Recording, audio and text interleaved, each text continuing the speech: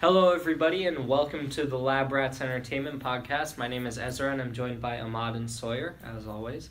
You guys know the drill, except we're doing something a little different. We're nixing news topics, and we're just going to do regular topics, and then an hour or however long it takes us on Endgame. Yeah, the news will be back next week. Yeah, next week. It was kind of a slow news week anyway, so... maybe Sonic movie trailer drops this week. I don't know. All right, Ahmad, what is your topic? My topic is the Godzilla movies, specifically the American versions of Godzilla. We can also mention the Japanese versions in comparison. But So the classic 1998 Matthew Broderick Godzilla. yes, movie. I'm talking about that. The Okay, classic, the best one. the best one. That's a really bad movie. Yeah. I saw some. It was on Netflix. I think it's on Netflix. Yeah, it and is.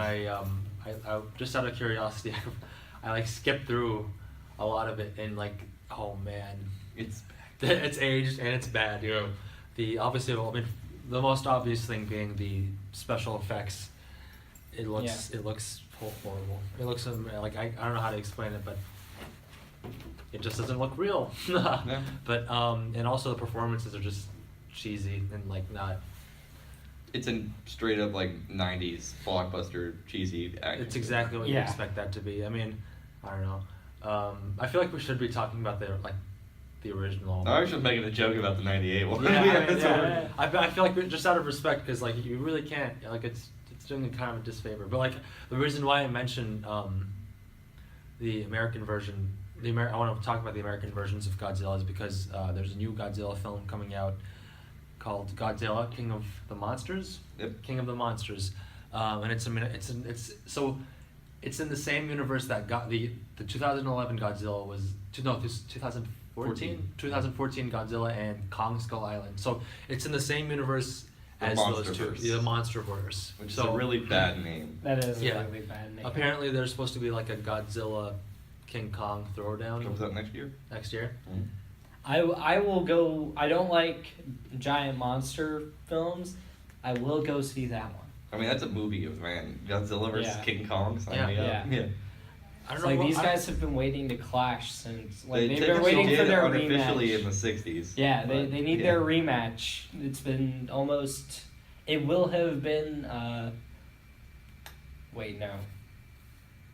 Sorry, it will have been 60 years next year. Yeah, I don't know. I was having a conversation with somebody on Friday or something, and we were talking about Godzilla and King Kong, and wouldn't it be? I don't know. I have a hard time wrapping my brain around King Kong and Godzilla fighting, just because how powerful Godzilla is. I don't know. Yeah. I feel like he's far more just powerful and superior. I think it's inevitable they end up doing a Batman versus Superman thing where they say, oh, it's Godzilla versus Kong, and they fight at the 45-minute mark, and then for the rest of the movie there's another big bad. They gotta team up to fight. I call it right now, that's what's gonna happen. Godzilla, King Kong, and then They're gonna fight at the 1 hour mark, and then it's gonna be revealed there's actually a really big bad who is a monster that I'm not familiar with, and they're Yeah. gonna have to fight that. Right. I mean, I don't know, but trying to think. so you have the Godzilla film that came out in 1998, and I believe there was another one. Of the American ones? Yeah. No, there's only So is it just the original? It's the Godzilla? That there's came 98, and then 14, and then this new one. Okay. Alright, So alright. there's not really that many, I guess. Right. Sorry, this is going to derail the topic, but I just figured it out. Mm-hmm. So Godzilla and King Kong have their big fight, right? And then it ends, and Godzilla comes out on top or something like that. But Godzilla respects King Kong. He's like, I respect you. You're worthy of being a monster or something. I don't know. And then turns out this movie is also in the same universe as Rampage. Dwayne Johnson walks out. And so it's Godzilla and King Kong versus the monsters from Rampage. We're gonna throw in Pacific Rim in there too. Yeah. I'd be into that. Throw some Power Rangers in there as well. I don't think that's just gonna some Power Rangers monsters. Well, I wouldn't be surprised. I think it's more likely, and this is completely off topic, but I think they're gonna merge Power Rangers in there in the Hasbro universe. Throw G.I. Joe, Hasbro Transformers, Yeah. all of them. You could do that. Yeah. I'd actually be okay with a Hasbro. I'd be more okay with G.I. Joe and Transformers crossing over together. I don't know about everything else Hasbro crossing over because I don't know if I want Barbie in the same universe as Transformers. But we'll see. So You know, that's a mental image I don't need. I mean, technically, I guess they were already trying to make Megan Fox, but whatever. How familiar are you with the Godzilla films that came out in the 70s and 60s? I know some general knowledge about the original 1954 one. Right. I've really only seen in its entirety the 2014 one. So I thought the 2014 one was pretty great. I had a little bit of issue with them cutting away every time something cool was about to happen. Mhm. The ending battle, though, where he uses spoilers, I guess, for a movie that came out a couple of years ago. yeah. Where he has the fire breathing or whatever you call it, and he just rips that thing open. Awesome. That was really good. Yeah. So like that's the thing with me. It's just like, I mean, I know people had an issue with like not seeing Godzilla for like the majority of the film, but only kind of like hinting and teasing at like Godzilla being around or whatever. But I didn't mind that at all, actually. I mean, I don't know. Like I feel like with like previous films, it's just like all Godzilla, and I kind of liked how they were almost like not willing to like show his like grandeur until the end of the film. Yeah. Like it grew on me the second time. At the first time, where I was like, okay, time to see Godzilla fight, and then they just keep cutting it short. Yeah, that's true. But I will say the best part of that movie is the sound. Yeah. Especially when you see it in a theater, the sound is amazing. The sound design is really good. I mean, it just like rumbles to the theater. Yeah, and it just makes the experience a lot better. But yeah, the ending was a pretty good payoff, I think, to like them teasing Godzilla the entire film. There's a lot of sequences where it's like genuinely terrifying. I mean, one that I remember is the one where they're on the train coming across in Hawaii. Yeah, in Hawaii, and then you have like the I forget what they're called, but the Mutos. Yeah, the Mutos like kind of like walking across this railroad like in the air or whatever. Oh yeah. And like it was just terrifying. Are you talking about the one where Aaron Taylor Johnson's character saves the kid? Yeah, I thought you were talking about the one where they were on the train tracks and it's like a bridge. Oh, that one. I guess that. Okay, there's two separate scenes there. Yeah. There's also, I guess, the scene where what was it? I mean, one of the more obvious sequences that was really cool was just the skydiving sequence. Yeah, that was cool. That was really cool. You kind of got that in the trailer too. But I don't know. What do you guys think of monster films? I enjoy them.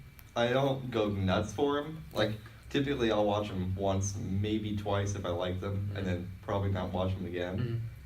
They're good showcases for special effects. Yeah. But a lot of the time, they kind of don't hold up for me as well because there isn't a lot of character involved in a lot of them.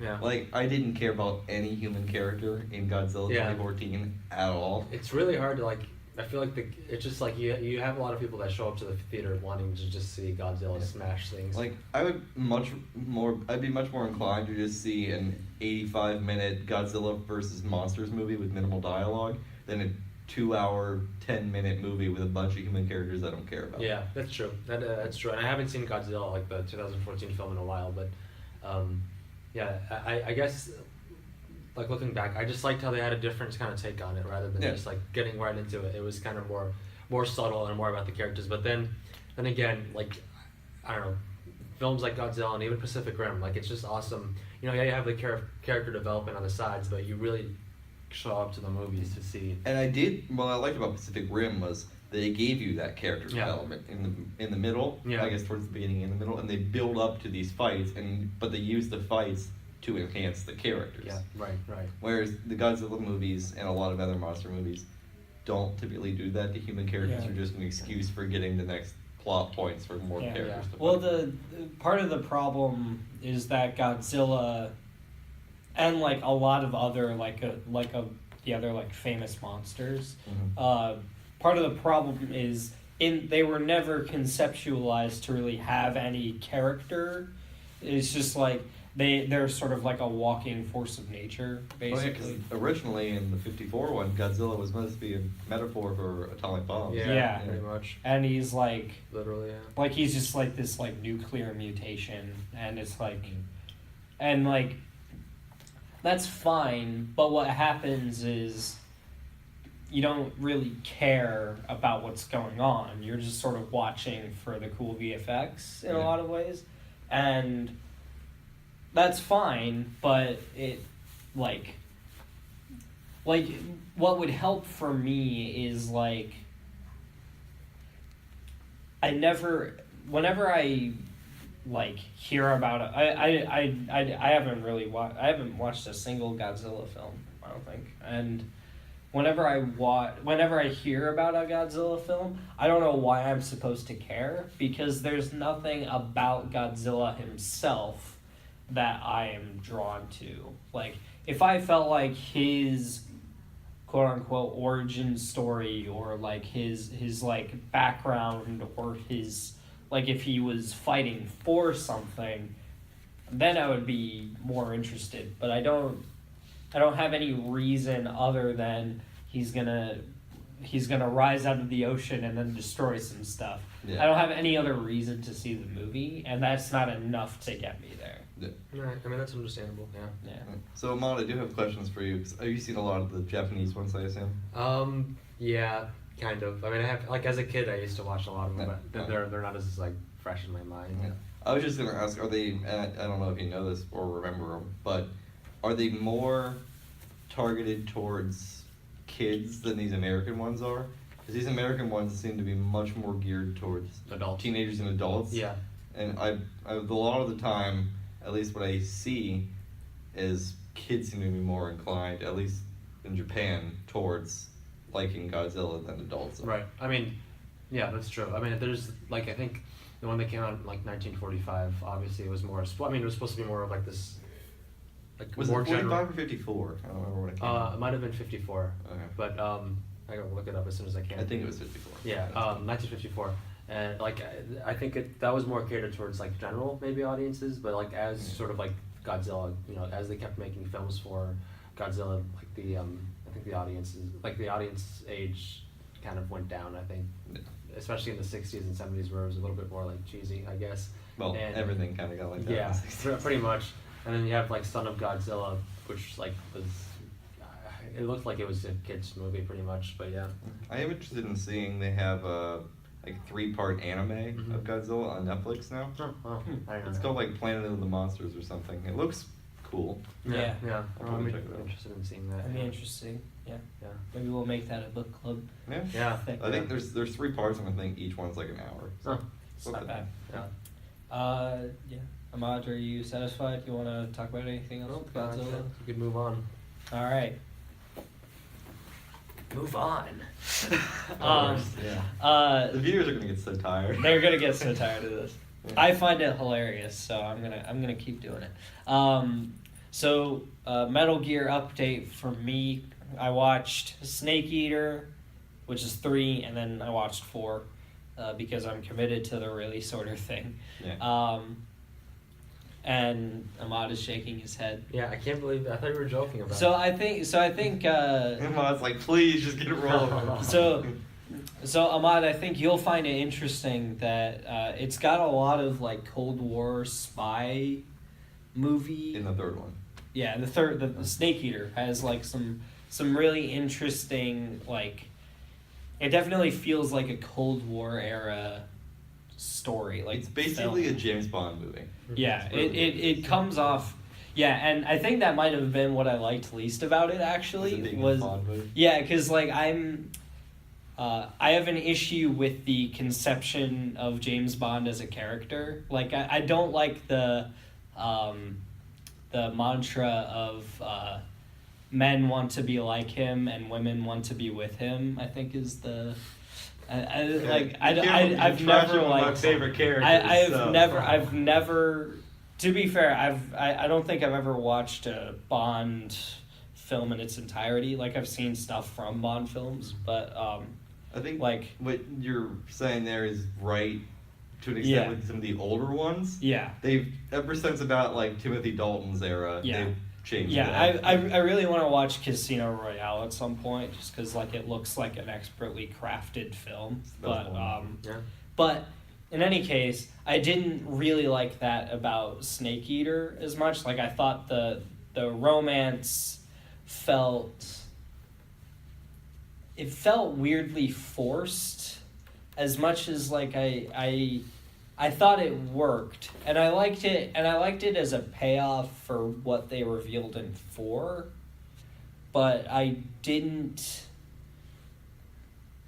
just felt like some of it felt natural, but only because of the circumstance. Like, I wouldn't believe them together in any other circumstance other than they're on a mission and they're stranded and the bond. Yeah. In it. Yeah. But I really liked Snake Eater. I love Revolver Ocelot. I think he's one of the most charmingly hilarious villains because like he takes himself so seriously. Mm-hmm. But there's a scene. This isn't a spoiler. There's a villain who uses Hornet. Like he like shoots Hornet. What's his ability? He shoots Hornets out of his arm. Hornets out of his hands or something like that. Yeah, Oh. and so he's like Pretty... So like he'll end up sending Hornets to anybody who he like thinks is a traitor or like just needs to attack or something like that. Right, yeah.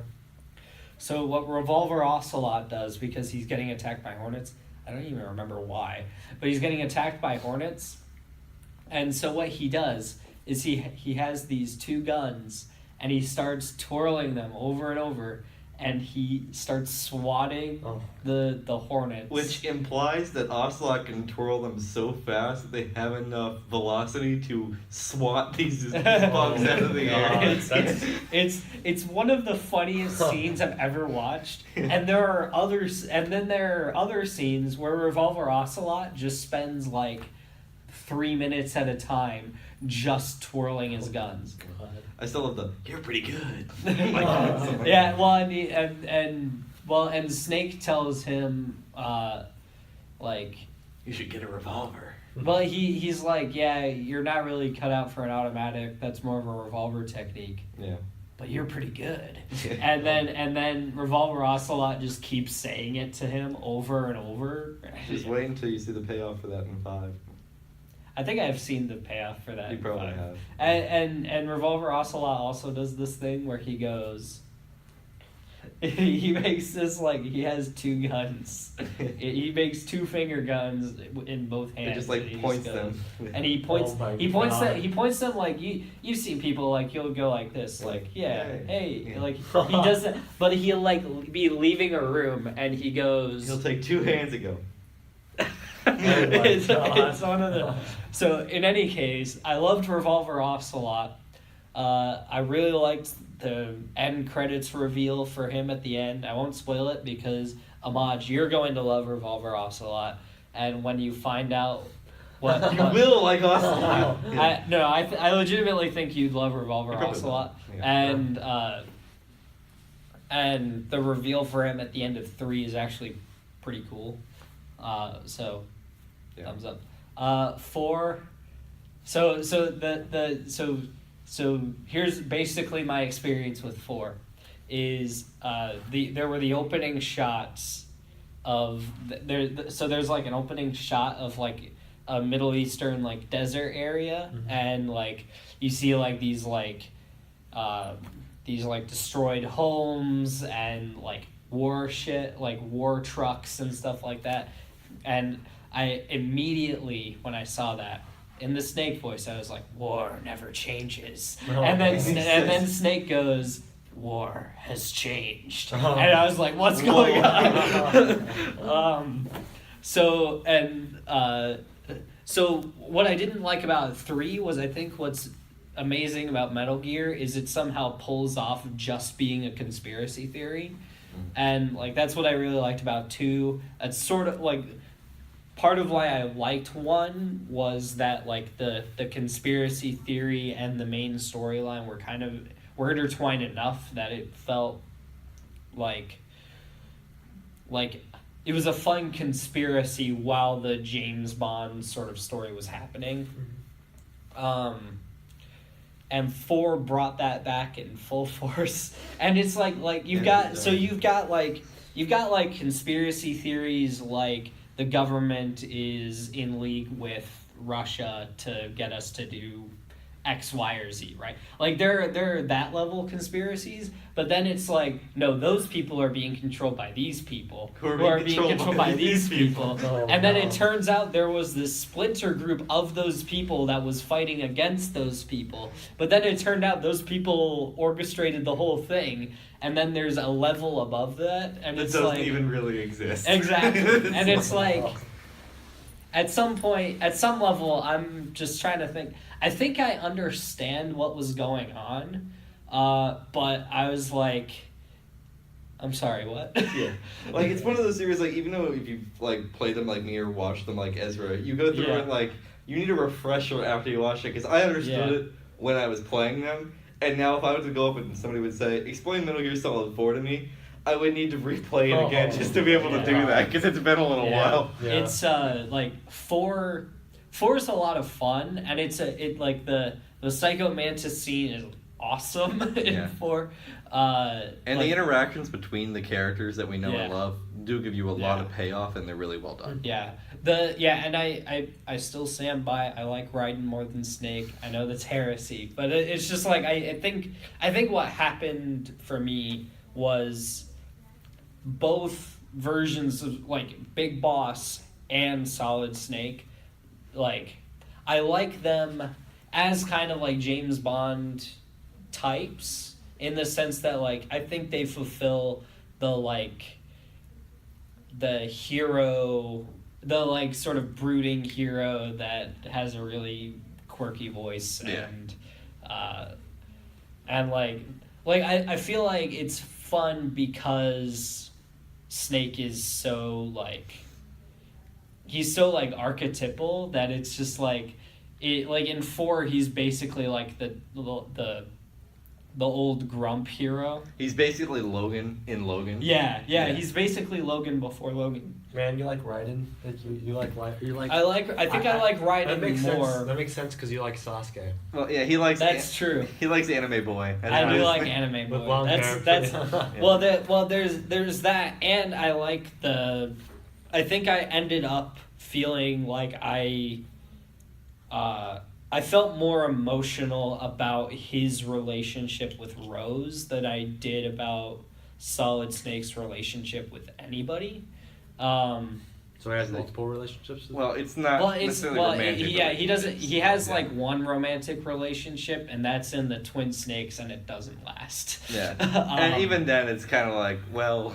well, so is it yeah. kind of like James Bond? With Yes. Yeah. The series is okay. So I don't mean to like hijack this, No, but I no, want not to at all. clearly say that like this series, Hideo Kojima, the creator of Yeah. it, he's very inspired by Hollywood action movies, and he Yeah. actually wanted to be a director for a while. But then he got a job at Konami, which Yeah. was probably a mistake looking back on it. And he ended up making Metal Gear, and a lot of what is in the Metal Gear franchise is just ripped straight from Hollywood action movies. Hollywood action. To the point where a lot of it is directly inspired Yeah. from Wow, these movies. yeah. Yeah. Like the cover art of the original game is literally just a photo of Michael Biehn from Terminator. Oh. Just like run through a filter so it looks slightly different and put on the box. Oh. Yeah.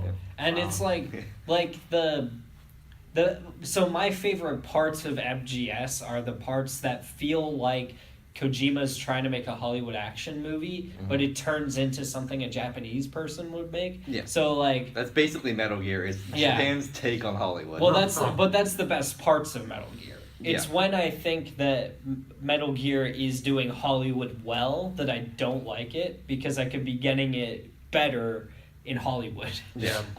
So it's like there's a scene where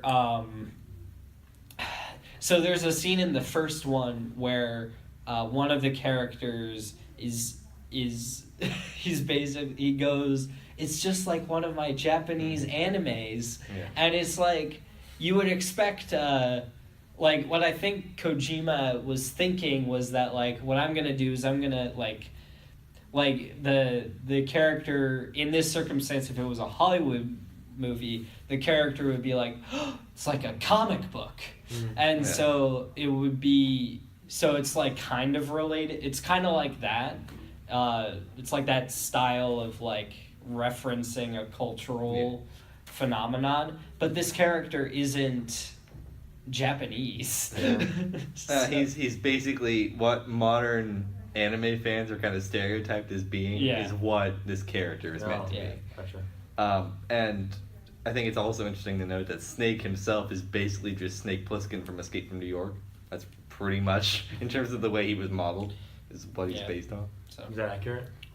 I mean, if you've I haven't seen Escape from New York, so I can't. Do you know what that movie is? Escape from New York is the It's Kurt Russell film, yeah. Yeah, I mean, even by appearance alone, it's the same Yeah. character. Which is why I could see like Kojima wanting a more like Kiefer Sutherland type for Snake, even though David Hayter's voice is legendary. I thought it was interesting. I saw Richard Doyle's voice when Big Boss appears in 4. Spoilers. Sorry. You won't remember. It's like you'll watch the Twin Snakes and you'll be like, who's Big Boss? Yeah. Anybody who's listening there who's actually watching the series is not like, oh man, you told me. Yeah. Well, it's like there's a lot of stuff in 4 that's like it's only a spoiler if you're watching 4, Right. because 4 like exists in the same universe. But it's like, it creates a lot of its own context for things. So, like, there are characters in 4 that didn't need to be in 4. Like, a lot of characters didn't need to be in 4, except for plot lines that were specifically set up in 4. Like, there's a character who comes back who we thought died in 2. I'm trying to remember who it was. His name starts with a V. Oh, yeah. Like, we thought he died in 2, and then it turns out that, like... And then, like, one of the storylines for another character that hadn't been in the series since 1, like, they set up a storyline with her, and then they intertwine her storyline with that character who came back that we thought died. And it's like, that character didn't need to come back at all. It's just, like... because of that storyline that Kojima wanted to tell. Okay, wait. Spoilers for 4, just because I want to clarify with him here. Yeah. Are you talking about... Vamp and Naomi. Yeah, I thought you were talking about Vamp and Meryl for a second. I was like, No. intertwined and also what are you talking about here? Naomi Hunter and Vamp have like a... They have a storyline. Yeah. Like, trust me, this that's doesn't not make a any spoiler. sense if you haven't... That's not a spoiler. Yeah. And so they have like a storyline, and it's a neat storyline, but it was only there because it was in 4. Well, it wasn't set up in 1. A lot of 4 is because originally 4 was meant to be the end of the series. Yeah. So a lot of what's in 4 is kind of, hey, we're gonna nostalgia, bring back all this stuff you loved from the first one, and kind of pay it all off. Which is why the Psycho Mantis scene is so great. Yeah. I will say also now, you've gotten through the best stories of the series. You don't think Peace Walker is... Peace Walker's got a pretty good story. It's unnecessary. Oh, okay. Because most of what is in Peace Walker is told to you in 4. Same thing for 5. Well, okay. To an extent in 5. 5 kind of creates its own continuity. Yeah. Well, 5... What I know from 5 is that it answers why the very first Metal Gear game exists. Or not the first one, the original MSX one. Yeah. Well, there's like... It's so confusing. You don't need to get into that right now. But like... So anyways, yeah. I liked 4.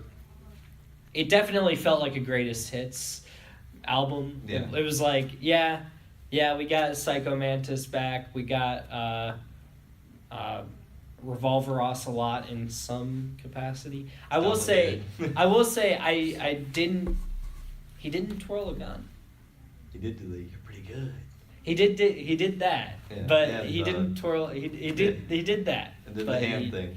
He didn't twirl a gun, and it was kind of sad because like your introduction to Revolver Ocelot is him twirling his gun too much. For way too long that the scene feels too long. Yeah. Like, that's the whole point of Revolver Ocelot, is he just, like, twirls his gun too much, and it's great. It's so fun. And, yeah. There's one more thing I was going to mention. Okay. Without spoilers, I was going to mention the one sequence that I did not like in the entire game, and there's only one sequence I didn't like, and it's Eastern Europe. Eastern Europe is more context, please. Act 3. Is it the scene where like he tracking somebody, and it's nighttime, and you're in like what looks like an Eastern European city. You have on a mask that makes you look like younger Solid Snake. I don't remember that. I don't. Was it the scene where like they're Right where you before- meet Big Mama? Right before. It's right before Big Mama. Everything leading up to that. Big Mama. Yeah, that's a way of saying the name without spoilers. Oh. Yeah. Yeah. I don't remember. Okay. Was it like this town where it's like the quote unquote decoy octopus character, not decoy octopus, laughing octopus? Might have been that. It's been too long. I can't remember. In any Regardless, case, the scene where you're trying to like stealthily hide from somebody and you're walking around this town at night was too difficult for the context of this game and also too boring. Oh. okay. That's the only. Maybe it wasn't in the cutscenes I watched. Yeah, maybe it's because you didn't play it probably didn't show up, Yeah. but it doesn't really matter, and it Yeah. was just kind of padding the game out. Yeah. Yeah, I just felt like four is stupid long. By the way, it's like this. Not That as game long as is 5 though. 5 is still the longest. Oh, is that right? 7 hours of cutscenes. Well, it's also including all the audio logs, which Oh. are important to the story. Yeah. Yeah. Yeah. So, anyways, Sawyer, what is your? So I'm going to change the tone drastically from both of yours and talk about Saw. Saw. The franchise, specifically Saw 1 through 7 and Jigsaw, which is technically Saw 8. Have you guys seen any Saw movies? I have not. Probably don't have any. I plans to. have actually. Saw is one of my kind of biggest interests as a kid. I was really interested in Saw. Just the entire like franchise. I have a vivid memory of my parents telling me to go to bed when Saw came on the television. And I couldn't see it, and I was really upset. I sat there by the stairs. I listened to all the torture noises, all the yeah, yelling. and I was like, dang, I remember I was sitting with my brother and I was like, I wish we were watching this right now. I was so mad that we weren't able to watch it. But I guess for obvious reasons, Yeah. I guess it's a good segue. The first Saw, this was the first Saw, and like the idea of somebody having to saw off their leg as a kid, kind of. Spoilers. I mean, the film has been how long? It's been out for more than like 15 years. Yeah, more than 15 years. But Came out in 2004. Yeah. Right. Yeah. Okay. But I mean, I guess it's still a spoiler to people who haven't seen it. 2004. Regardless, we didn't say who were in what movie, so. So I mean, yeah, that's true. So critically, Saw wasn't like the greatest, you know. Like, First one, I think, is a really well-made piece. I mean, they're very clearly grindhouse movies. They are. But for what they were, I think. I mean, this is like something that like a lot of horror films are able to achieve with such a low budget. They were able to achieve this like well put together film for the time, I guess. Yeah. Early 2000s. Not a good time for horror films. Not a good time for movies in general. Yeah, really, when you look not at a it. good time for movies in general, Early especially 2000s. post 9/11. Post 9/11, very much. It's really interesting looking back at the films. Films prior to 9/11 and then films post 9/11 and how that sort of affected everything that came Yeah. out. And you still had, I mean, I guess the last one, because it was kind of already in production, but I guess kind of the big movie after that was Spider-Man. Yeah. And The world X-Men too. needed some superheroes. Yeah. That's why it kind of explains the superhero boom of the last. That's way off topic. Anyways. Yeah. So have you seen, how many besides the first one have you seen? I've seen 2. I've seen 3. I've seen parts of 4. Really, I was really only interested. I wasn't really interested in the story. I was really just interested in how the characters died. I mean, the traps are, for the most part, really well put together and creative. Yeah. The story. Sorry, It just sounds like a really dark thing to say about Well, it. but like in terms of like Yeah, script, yeah, yeah. like the way they're executed Yeah. on screen. But I think the smartest use of of some of the torture devices came from the earlier films rather than the later ones. And I did like the mystery in the first couple ones. Yeah. Like the first 4 had this air of mystery around it. You didn't know who was doing what or why. Yeah. And then once you get into 5, 6, and 7, you're like, I don't care anymore. It's Yeah, like, I was really intrigued by this idea of, this kind of this vigilante who brings in these horrible people. you could almost call him an anti-hero. Yeah, I was gonna say Yeah. I was gonna say an anti-hero in a way, who brings in these like really bad people and kind of, puts them through these torture So devices. to explain it for Ezra and the audience, if you haven't seen it, Saw is basically a franchise where a bunch of people get knocked out and put into a situation or a trap where typically a bunch of people go in and only at most one can leave alive. Oftentimes no one gets out alive. Yeah. And the killer is named Jigsaw. Okay. Or the news calls him the Jigsaw Killer because he leaves a jigsaw piece cut into their skin. And we don't know why he does that until much later. And there's the reason why Jigsaw is doing what he's doing, slight spoiler, but it doesn't really matter if you know this. He's doing this in the hopes that maybe these people who he is putting in these situations have something either to hide or they're doing something wrong or they have done something wrong in the past, and he's doing this to maybe help them reform and have a better appreciation for life. Yeah, true. So he's not doing it because he wants to kill people. He's doing it because he wants to help them by putting them in a situation where there was even a line in the first one where he's like, technically I've never killed anybody. Yeah. Because he gives them the opportunity to save themselves. They just don't always do it. Yeah. Yeah. Interesting. But I mean, he does put them in those crappy situations. Yeah. He's still, he's not a great guy.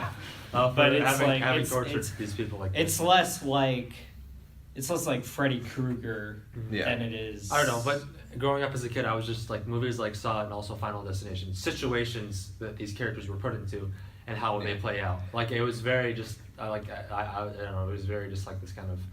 And I love how intertwined to the narrative is. Yeah. Like, I will give them credit for this, Jigsaw notwithstanding, the first 7, even though they weren't all written all at once, they find a way to make even these tiny connections and things you didn't notice in a movie 3 sequels ago matter in... So say they'll name drop somebody in 3 that you'll forget about, and then they'll come into the 6th movie, you're like, oh, remember this guy? I'm like, wait a minute, who are we talking about? So did you rewatch any of them recently? I watched them on spring break, and Okay. I was going to talk about it, but we've had so many things to talk about on the show. Right. So did you see Jigsaw? I've seen all of them. Okay. Yeah. Is 6? So 7 Jigsaw. 7 is the final chapter. 8 is Jigsaw. Okay, because I don't think I've seen 6, 7, or So Jigsaw. Ezra, Saw 1 through 7 were released every year, pretty much. Oh, is that right? It was 2004 through 2011. It would be 11. Yeah. 2011. They were released in there, and then Jigsaw came out in 2017, I believe. Yeah. So Jigsaw came out way later to the party because Lionsgate wanted to relaunch the franchise. Saw 7 was Typical. 2010. 2010, okay. And then Jigsaw was 2017, yeah. Yeah. Jigsaw, because the narrative essentially came full circle and ended with 7. Okay. So having Jigsaw is very much just like trying to shoehorn its way into the continuity. It should have just been a reboot because the things it tries to add don't make any sense, and the one surprise it has is just a cheap twist that actually makes things more confusing than it needs to be. Yeah. But, yeah. Man, it's just... There is some cool stuff in there, and I do like there's some interesting horror movie lighting in some scenes. Yeah. And like some of the traps, I will say, are interesting compared to some of the cheap bad ones that were in the last couple sequels. Right. It just, I would have much rather it been a reboot or just its own thing rather than just trying to shoehorn it into a 7 movie continuity that was already complicated as it was. Yeah. Yeah. Man, some movies I just like forget. Some movies I forget exist, and Saw is like a franchise that I always want to revisit, but I'm almost, I don't know if I'm scared because like it kind of like these films are kind of in a weird way nostalgic for me just because some of the stuff I've just mentioned, and also I don't know. They're very such a much product of their time. They're time Yeah. capsules of the 2000s. Yeah. It should also be noted that Saw kind of came out in that post-Lost era, where everybody was, and the internet was just starting to take off with people doing online theories and connections, and so Yeah. Saw kind of built on that of each movie would kind of lay breadcrumbs for what's going to happen, and then movies would continue Yeah. on. So it's very much built off the whole online theory craze following Lost. These movies they have an interesting story. Like when you're watching them, you're like, well, what's going to happen? And like they all have a twist. They're not great, but they're good popcorn, hang out with your friends, and just like talk during it kind of movies. Yeah, pretty much. That's a good way to put it. Yeah. I would recommend them for party movies or maybe just like It's like a Halloween. if you're 21 drinking buddy movies. Yeah. But Sounds fun. if you're squeamish, don't bother because they are going to mess you up. Yeah. Okay. Creative, in terms of quality, last thing I'll say, first 4 are good, actually good movies. After that, just Meh. meh. Yeah. And then 5 and 7 are beyond meh. They're just bad. Oh no. Okay. Yeah, Okay. but that's true, man. Typical of movie series that go on for more than 3. Yeah, but Harry Potter is good, but that's because it's based on good source material. yeah. Yeah. Well, it also just as easily could have gone bad. Yeah. Before we move on, favorite trap. Favorite trap. I have to go with the original of the bathroom. It's probably my favorite one. All right, yeah. What about you? My favorite one as a kid, there's a lot of them that stuck out to me. The one that made me the most squeamish was the one where they had to put their hands in and like gather the blood. Oh yeah, I blood. hated that one. Hated that one. But Ugh. the one that I think was just like, also the one in the eye also made me. Wait, which? absolutely- Oh yeah, the yeah, key. yeah. that one. But There's like I'm thinking about this and I'm just like, yeah, I don't like horror movies. The thing is with this one is they're not really scary. They're just gross. They're really Yeah. There's like a jump scare in the first one, and that's really it. It But, really yeah. isn't. I was gonna say the original one with the mouth trap and like that whole like, scenario. The reverse bear trap. Yeah, the reverse bear trap. I love the names of some of Yeah. these. The only other one that I thought was just like for me, it got like Saw, even though it's messed up, never really got too dark. It was just always kind of cheesy. The one that got a little too dark for me was the one in 6, the carousel. I haven't seen 6, but Okay, I am spoilers. There's a carousel, and a bunch of this guy's coworkers are on it. He works for an insurance firm. This came out after the housing market crash, so it was Yeah. basically just a screw insurance people kind of Yeah, movie. yeah. He had a bunch of employees on here, and there were 6 of them, but he could only save 2, and there was only enough shells in the shotgun that he could only stop it twice or something like that. Oh. So he has to just let most of his coworkers die, and he can only save 2. Oh, And it's messed up. that's really messed up. That is Yeah. messed up. Which it was, especially for this series, which has always just been cheesy ways Yeah. to die. It's Yeah. like you're watching these people just get murdered, and I was yeah, like, it's it's just not. like that's not really. Yeah. I mean, yeah, but Yep. But then you realize it's just a dumb movie, and then yeah, and you just like Yeah. you move on. Like they're Yeah, that sounds like the appeal of Saw in a Yeah. lot of ways. Is like showing you a little bit of something that's interesting and then just pulling back before it actually gets too meaningful. and like just Yeah. to clarify, I don't enjoy like the term for like the films like this, just like the torture kind of like Yeah. torture like films and stuff like that. But I don't know. It just I don't really find like films like that enjoyable. I just Me neither. I like, just as a thought there kid, was I something was about just there's something about Saw that's different. different. You know, like, It actually tried to, and as cheesy and bad as the story is, it is fun to follow and guess what's going to happen each movie because the lore is so expansive, Yeah. which you wouldn't really guess. right. yeah, I wouldn't guess that with Saw. Yeah. That's kind of why I enjoyed it. In terms of, I don't enjoy the torture genre. I don't enjoy it. Yeah.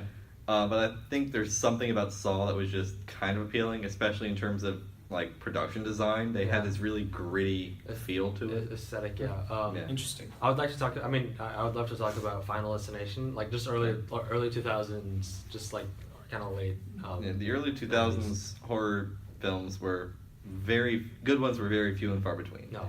Oh well, yeah. okay, so there was There was Final Destination. Not counting sequels to other movies. I guess we kind of can. The Right, Halloween right. sequels in the 2000s were garbage. Right. There's Scream 3 wasn't that good. What, the one with Busta Rhymes wasn't Well, it terrible? You go back and find our old episode talking about that because, wow, that movie is bad. Yeah, it's really bad. You had like, when did Trick or Treat come out? But 2007? it's considered one of the better ones. But you had films like, okay, so you had Scream, obviously. You had The Others. Scream was 97, I thought, or 96. Oh yeah, 96. Scream 3, I think, Scream was 2001. 2001. But you had The Others. I didn't see that one. Okay, so these are ones that I remember from as a kid. Yeah. House of Wax. Yeah. A lot of them were remakes when you really Right. think about it. Jeepers Creepers. Jason X. Jason. The Grudge. Yeah. The Ring. Yeah. Jason, yeah. But there's other ones that I forgot. There were Wolf Creek. Also, Yeah. oh my God, I'm going down. What memory about lane. Hills Have Eyes? The Hills Have Eyes. Also, The Hills Have Eyes, and also Silent Hill. Yeah, there was Silent Hill. There was 28 weeks later, 28 days later. The early Resident Evil movies. Yeah, The Orphanage. Oh man, Hostel. Hostel was just too gross for me. I can't do that one. The Yeah, Grudge. early 2000s was when studios were trying to like make money off of like video games, comic books, Yeah. and old horror stories. Yeah, like- and then Star Wars was happening. Honestly, out of all of these, Yeah. I would say the actual one of the better ones, like just in terms of critical and like commercial. 28 Days Later. Yeah, probably. 28 Days Later is a really good movie. Even if you don't like horror films, it's a good movie. That's a good movie, just like how it was put together, pretty much. So. Like I don't typically like horror films, but 28 Days Later is just a really good sci-fi zombie movie. Mhm. And then the Texas Chainsaw Massacre, but those are just like horror films that were. Yeah, literally- hot take, none of those, not the movies you mentioned, but Texas Chainsaw, none of them are good. Yeah. In fact, most of those movies we mentioned aren't very good. Yeah. There are a few in there that are pretty good though. I would agree, but yeah, I'm reading all those off. Just a shockwave of nostalgia. Just nostalgia for what was coming out in early 2000s. Yeah, a lot of just. Man. I was born in the 90s, but I'm an early 2000s kid at heart. Like, I mean, I it's do just like all the cartoons I watched. Obviously, Yeah. I like early 2000s, late 2000s. We need to have an episode that's just like 2000s nostalgia. Yeah, I mean, I would be down. That Yeah. sounds fun. That Yeah, sounds I'd fun. be Just okay like a with lot of Teen Titans. It's like, you remember the Yeah. PlayStation 2? You remember the Nintendo GameCube? Oh man, that was my Remember early old 2000s Disney console. Channel? Oh. Old Nickelodeon? Oh yeah. Oh man, yeah. we could Before talk- they just did sitcoms and yeah. Back when I actually thought live action Disney Channel shows were good, when you go back and watch them now, they never were. Yeah. You see, I don't know if that's. I don't know. The thing I grapple with all the time is just like whether or not it seems to us since we've grown up that the TV Yeah. shows now aren't good. So the kids now, they're great. Yeah. Yeah. So I don't know. Maybe it's just like us growing up, sadly. But Well, they're they're, like- really bad. We're Well, way off there's topic. yeah, we are way off topic. Yeah, we'll talk about this another time. All Have a nice right, day. so Yeah. all right, so our hour-long topic this time around, we got to everybody, right? Yeah, we got. I'm not forgetting anybody. No. I have a bad memory, so. All right, so our hour-long topic, surprise, Avengers Endgame. Here's your first spoiler warning. Here's your second spoiler warning, and here's your final spoiler warning. We're gonna go around and we're gonna count to 12 because there are 3 of us. So Hashtag don't spoil Endgame. yeah, don't spoil the Endgame. The What are you Endgame. doing, Marvel?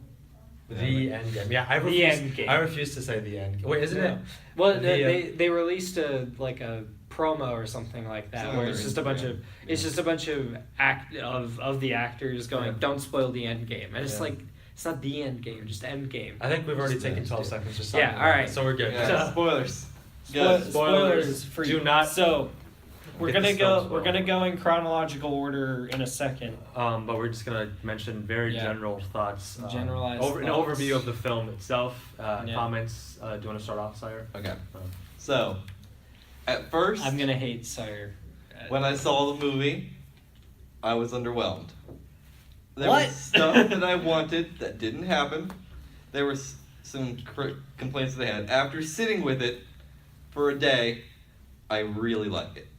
Okay. it was one of those movies that I needed to process at first because there's a lot here that you need to process. So you're telling me I don't have to beat you up? No. Okay. Hey, I never disliked it. I just had some issues with it that I had to process through and then think about the movie because there is a lot. Yeah, that does tend to happen with me, just like with films in general. I really can't. It is a 3-hour long movie. I try not to do hot takes of this movie's great as soon as I walk out of it because I Yeah. know I need to process what happened. After processing it, I do really enjoy it. That being said, I don't think you can judge it as a singular film. This You have to movie- think about it as a payoff. Think about it as payoff, and I think if you merge this and Infinity War together, it's better. Mhm. If you count this and Infinity War as one movie, 5.5-hour long movie. yes, but if you merge those two together, it probably is Yeah. my favorite MCU film. Mhm. On its own, it's not, because it's not a singular story. It's more of just the payoff, not just for Infinity War, but for the 22 movies prior to it. Yeah. See. Do you want to go? Go ahead. Okay. Oh, I have a Let's little go. bit more too, but you want to go ahead and round? Yeah. I was going to mention, going off of that, Endgame was a lot more emotional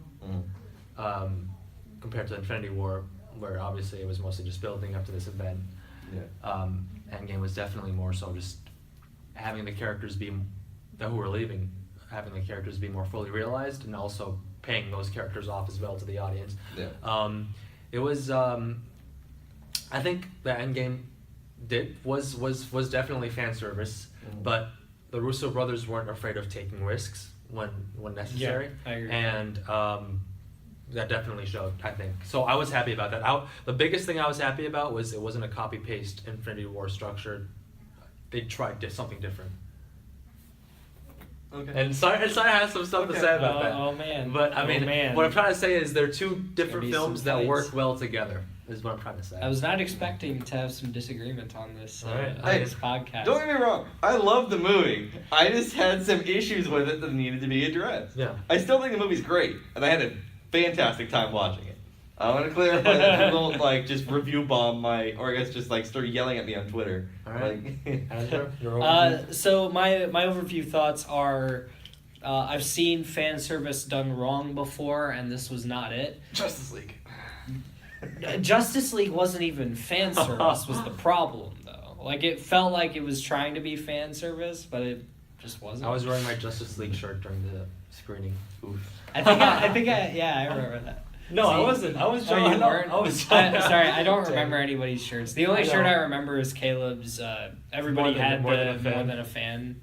Did you see that shirt at any of this at your screening where you had some people wearing More Than a Fan, but the A in was the Avengers A? I don't think I saw him, but I was also first in line, so I was already sitting down. I think my favorite thing that I saw at the theaters that somebody was wearing was a Logan jacket. I thought it was cool. You know why? Because it's Wrong so universe, but Yeah, wrong universe, but I thought it was For now. for now, yeah. For now. So, anyways, fan service done right, and I thought that we'll get to it. I thought, interestingly, I was really surprised that they stuck the landing.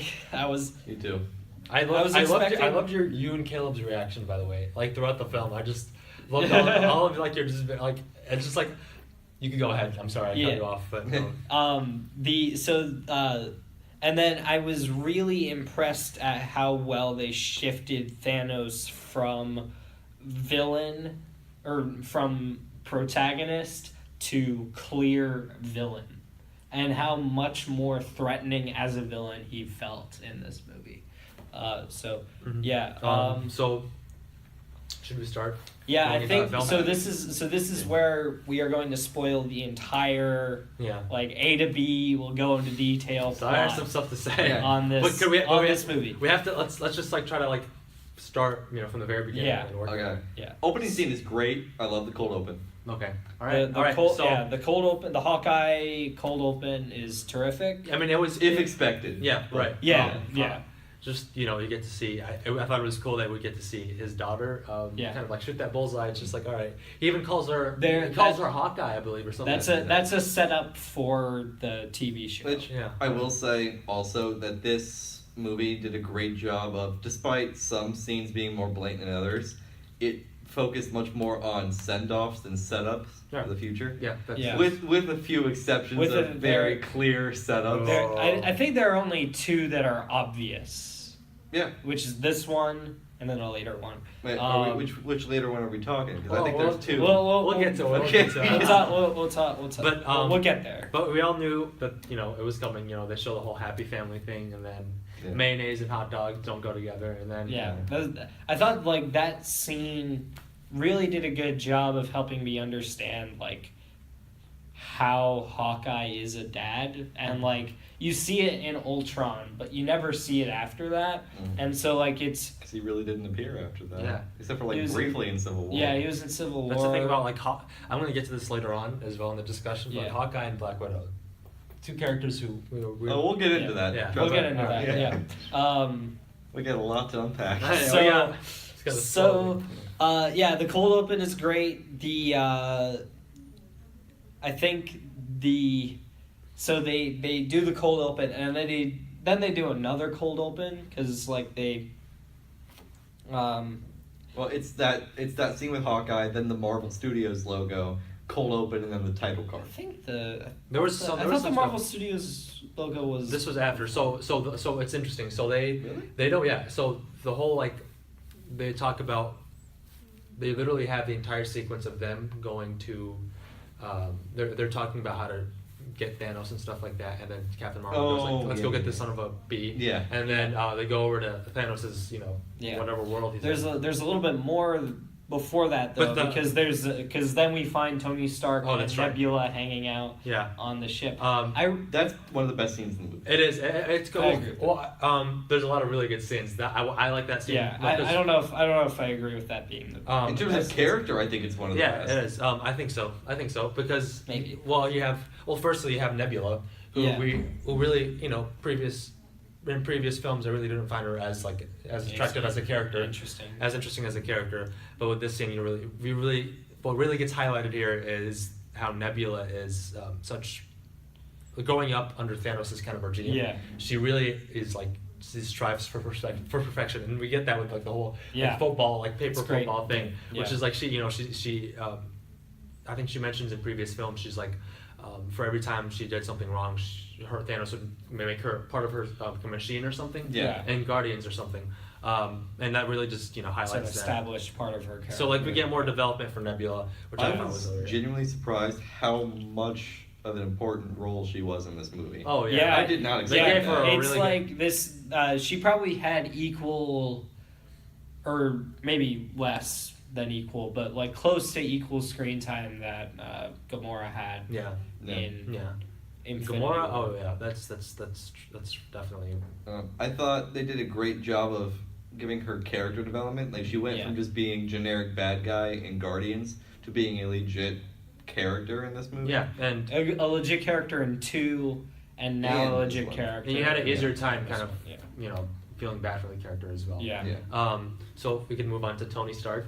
Yeah. That scene was great. great. They did a really good job of making him look like he hadn't slept or had a great oxygen for Yeah, a while. I love that. Yeah. Do you think that he had kind of trained to look like that, or did they do any de-aging? I mean, At this point, I think- can't tell. Right, Yeah, which I is think- really surprising. Yeah. I think he had makeup on. I think he had makeup on, and I think Thor was obviously CG. Regardless, it looked good. Because It looked Chris convincing. Hemsworth, sorry, you're not that awesome to be able to. He's not that method. Immediately, like, so what he would have had to do Thor in this movie, we'll get to his stuff, but what Chris Hemsworth would have had to do is, like, he would have had to fatten up and then immediately lose all of it, because on his press tour he looks just as attractive as Yeah, he He even looks like they did such a I think they did such a good job concealing how the characters what are. was going to happen. What was going because like I think that just goes to the general rule for the movie is you didn't know what this movie was yeah about. Yeah. I went Yeah. back and I rewatched the trailer after I saw the film and I was like, wow, this is like You the just get first, nothing. this is the first Yeah. act. Like it's not even the And first barely act. that. It's not even the first act. 30 It's minutes. like it's like the prologue. Yeah, Yeah. pretty much. It's like literally before the actual title credits. There are release. like most of there are, I think I could probably say like 5 shots from the end of the movie in that film. Yeah, so I mean, Or in those I didn't trailers. expect, and other spoilers, well, we already established that. Yeah. I did not expect the 5-year time jump. I didn't I was, expect I saw that. but like before we go Yeah. move on to that, could we Yeah. talk about Thanos and, his, yeah. and his So swamp? we Oh, yeah. So Tony Stark lands. Man, Cap and Tony have There's an so much argument. here to there's so much here, Yeah. but like there's So they have an argument. I mean, I'm gonna need you guys to help me out with this. Yeah. They have an argument, and then they sort of find him. Captain Marvel is established to have been. Rocket. Rocket finds him. I was genuinely shocked as to how abrupt this scene was of them kind of. So you have the scene where he's like in the fields or whatever. Yeah. He's making, which I kind of liked. I like that they showed this side to him. He's making dinner. It seems like he's adding salt. Yeah, he's just like Yeah, he's he's hanging out. He's making dinner. Right. And then the Thanos we find in this scene is the Thanos from Infinity War. Yeah. And that's important to it's excellent. establish. Yeah. And you sort of very abruptly just, I think they come down from the sky. It's like I think Thor does. Thor does. Yeah, Thor does. Is it Thor? Yeah. It's like Thor and War Machine come down And they try they're to like, grab and then they right away. And this is where the shocking part starts to happen. They cut off his arm. And To get the gauntlet off. I was really taken aback by that, and I'm just like, all right. So they took off the gauntlet and everything, and I'm like, all right. So now he doesn't have the gauntlet, but there's no stones in the gauntlet. They're all gone. And Thanos kind of mentions and explains how he used the stones to destroy the stones and stuff like that. Which is what that energy burst gave his position away from Rocket. Right. Yeah. And like this is also another important plot point. He almost died doing this, which later on is also something that's important to point out. It burns like half of his body. Yeah. Which is also shocking because he's almost that powerful. Right. Yeah. Yeah. But then it happens. So he explains this. So he's talking about this, and they're like, obviously you're lying. And Thor just goes. Well, right before that, it was Nebula says, "I know my father. He's many That's things, right, but yeah. he's not a liar." He's not a He liar. says, "Thank you, daughter. I think that's the nicest thing you've ever said to me." Yeah. And then Thor cuts his head off. Yeah. Which is great. Which was shocking, and I didn't expect it to be shocking. I was not ready for. And then the title credits roll, and I'm just like, what? What's gonna happen? No. What happens is Thor walks away, and he's just blurring out. Fade to black. 5 years later, and I was like, "What?" You're just like, I think the entire audience was like, I literally heard verbal what's. I think you heard me say that. Yeah, I think most people were like, "Oh, this movie's gonna be them getting back Thanos, getting reverse things." It's like, nope, that's not what this movie is. Okay, so when that happened, I really wasn't. I don't know. I wasn't as worried. Firstly, because the film is 3 hours. Yeah. And I'm glad because the second that happened, I was glad that the film was 3 hours. I kind of reminded myself. I'm like, okay, we're in for a long ride. This film is 3 hours. Yeah. There's gonna be some explaining to do. There's gonna be some development, and then we're gonna get to the good stuff. Yeah. That mentions briefly my other complaint that I have is despite this movie being 3 hours, I think a lot of it is a little bit rushed. You think so? Interesting. Yeah. I think there's also scenes that. And I think that adds more to my comment about this movie basically just being not necessarily a standalone film, but the payoff for each individual franchise, not just for Infinity War. That if you haven't seen all 22 movies and all the post-credit scenes, none of this movie's going to make any sense.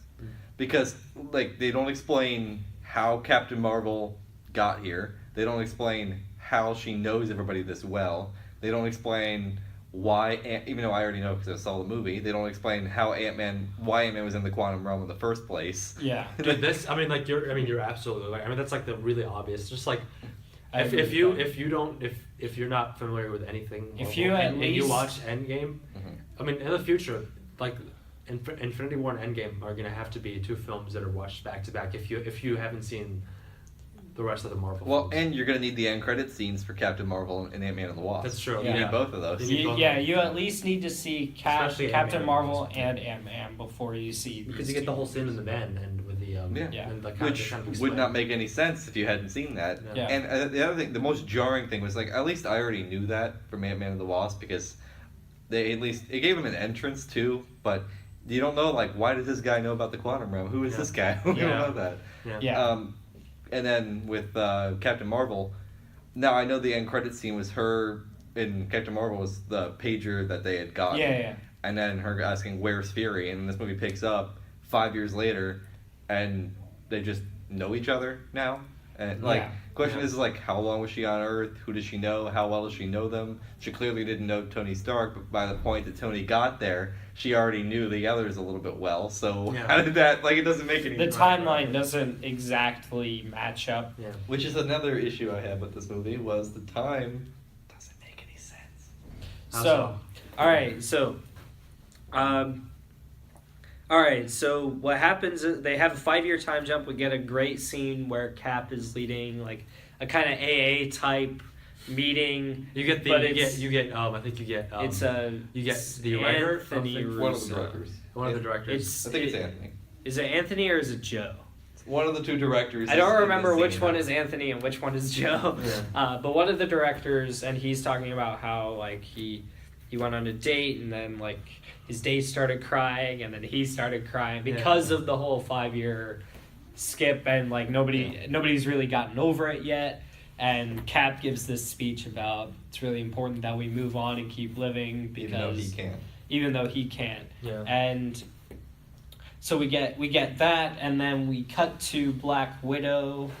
Who's micromanaging everything. Micromanaging Did you everything. catch that scene? Some people online are saying when she's talking to Okoye about Wakanda witnessing like some of the underwater ruptures happening, that is allegedly a teaser for Namor and Atlantis coming in like a future movie in Phase 4. Oh. Because Neat. underwater kingdom. Yeah. stuff. I didn't notice that. Yeah. That'd be cool. Yeah. So we get Black Widow micromanaging, and then we have like a heart to heart between the two of them, and then they're talking, and then they like tease some stuff with Hawkeye and like what he's going around doing. Samurai. So Hawkeye is now We're not there yet. Oh well. Because then we cut to Ant-Man. Okay. And No, so Ant-Man is Ant-Man is This is so apparently complicated. so we could talk about Ant-Man first, but this isn't how the film goes. I thought they cut to Ant-Man. No, I think Ant-Man is later. In any case. Well, actually, I mean, I don't know. Wait, no, it's because not. if it goes to the Black Widow and Cap talking, then it goes straight from that to Hawkeye. I thought. No, No. that's right, Yeah. because Black Widow goes to get Hawkeye because Yeah. they have this supposed way of getting people back. Okay, Yeah. so it is Well, Ant-Man. because they need Ant-Man. Yeah. that's right. So all right. So this rat, this rat saves the universe. Master Splinter confirmed to be in the MCU. Yeah. So I don't know. I don't. That'd be such a good crossover. This rat comes along and Anyways, stumbles. yeah. So the reason why you know, Sarah just mentioned you have to see the post-credit scene for Ant-Man and the Wasp is because you get to see this man, this time traveling man or quantum van or whatever quantum we're calling van. it. It's the Ant-Man mobile. Basically. It's basically So what you it is. get introduced to this van that transports the Ant-Man into the quantum realm, and that's why you needed to watch the post-credit sequence for Ant-Man and the Wasp. But so this rat stumbles across the The circuit board, Yeah, something. and then so Ant-Man comes back thanks to the rat. Yeah. Thumbs up. So honestly, the I'm rat, okay with it. I think the rat's the hero. The rat is the Like, hero. I mean, We out would- of all things in this movie, I can accept that as just chance. Yeah, Like, yeah. whatever. Yeah. But there's some other things in the movie that we'll get into. Yeah. That I'd We'll have trouble get accepting. into it. We'll Yeah. get into it. I mean, So it was really cool. I thought one of the best parts of the movie was Ant-Man not knowing what happened and him being sort of kind of going back to his house. Yeah. We should establish that. Okay, so I really did enjoy that scene. I thought it was great. 5 hours. Okay, 5 years in real life is 5 hours in the quantum realm. Yeah. So he was Yeah. just like stuck there for 5 hours. Basically, like he was like, "Oh, it's only been like 5 hours. I'm just really hungry," and then he gets out there. It's been 5 whole years. Yeah, that's insane. That was because time moves quicker. I was like, I got some realm. Interstellar vibes there. Yeah. There's a lot of references also we'll get into. Well, time travel references. Right, time travel. Which I guess. I mean, they base it at one point. They basically just list off time travel movies. Yeah. It's like Back to the Future, like, Bill and Ted. All these Hot Tub Time Machine. It's just like literally all of The them. Terminator. It's All like, right. well, so we get a great sequence with Ant-Man where he's sort of walking around and then he goes to his house and he finds out that his daughter's still alive and she is grown up. And I thought Paul Rudd's performance in that scene was excellent. The person who plays the daughter, do you think that was the age? Was that accurately? Yeah, she It's- looked way older than I think. Yeah, because his daughter was real young in the last movie. Yeah. So she would have been. I would say we were thinking 6 or 7. Yeah, I'm saying she looks like she's at least 15. And Yeah. that's. She way looks too old. she looks like a Hollywood like 20-year-old trying to pass as a 15-year-old. Yeah. And so it like doesn't Unless they're trying fit to a say- 12-year-old. Unless they're trying to say his daughter is already like 7 years old in the last movie, which is Ant-Man and the Wasp. pushing it, but Yeah. okay, I guess. I mean, like, Yeah. it's one of the It things. had been like I think part of the problem was though is that like she didn't age very much from the first Ant-Man movie to Ant-Man and the Wasp. Mhm. And so like And I mean, it didn't seem like she aged that's a very small much. thing I could oversee. Like, it's Yeah. not like, that's. I didn't hate Like it. characters appearing older than they really are is in the grand scheme of things not that. Not that big of a Especially when you have a lot more to unpack later on. Yeah. All right. Especially for a character who really only has like 3 scenes. Yeah. That doesn't really matter. Yeah.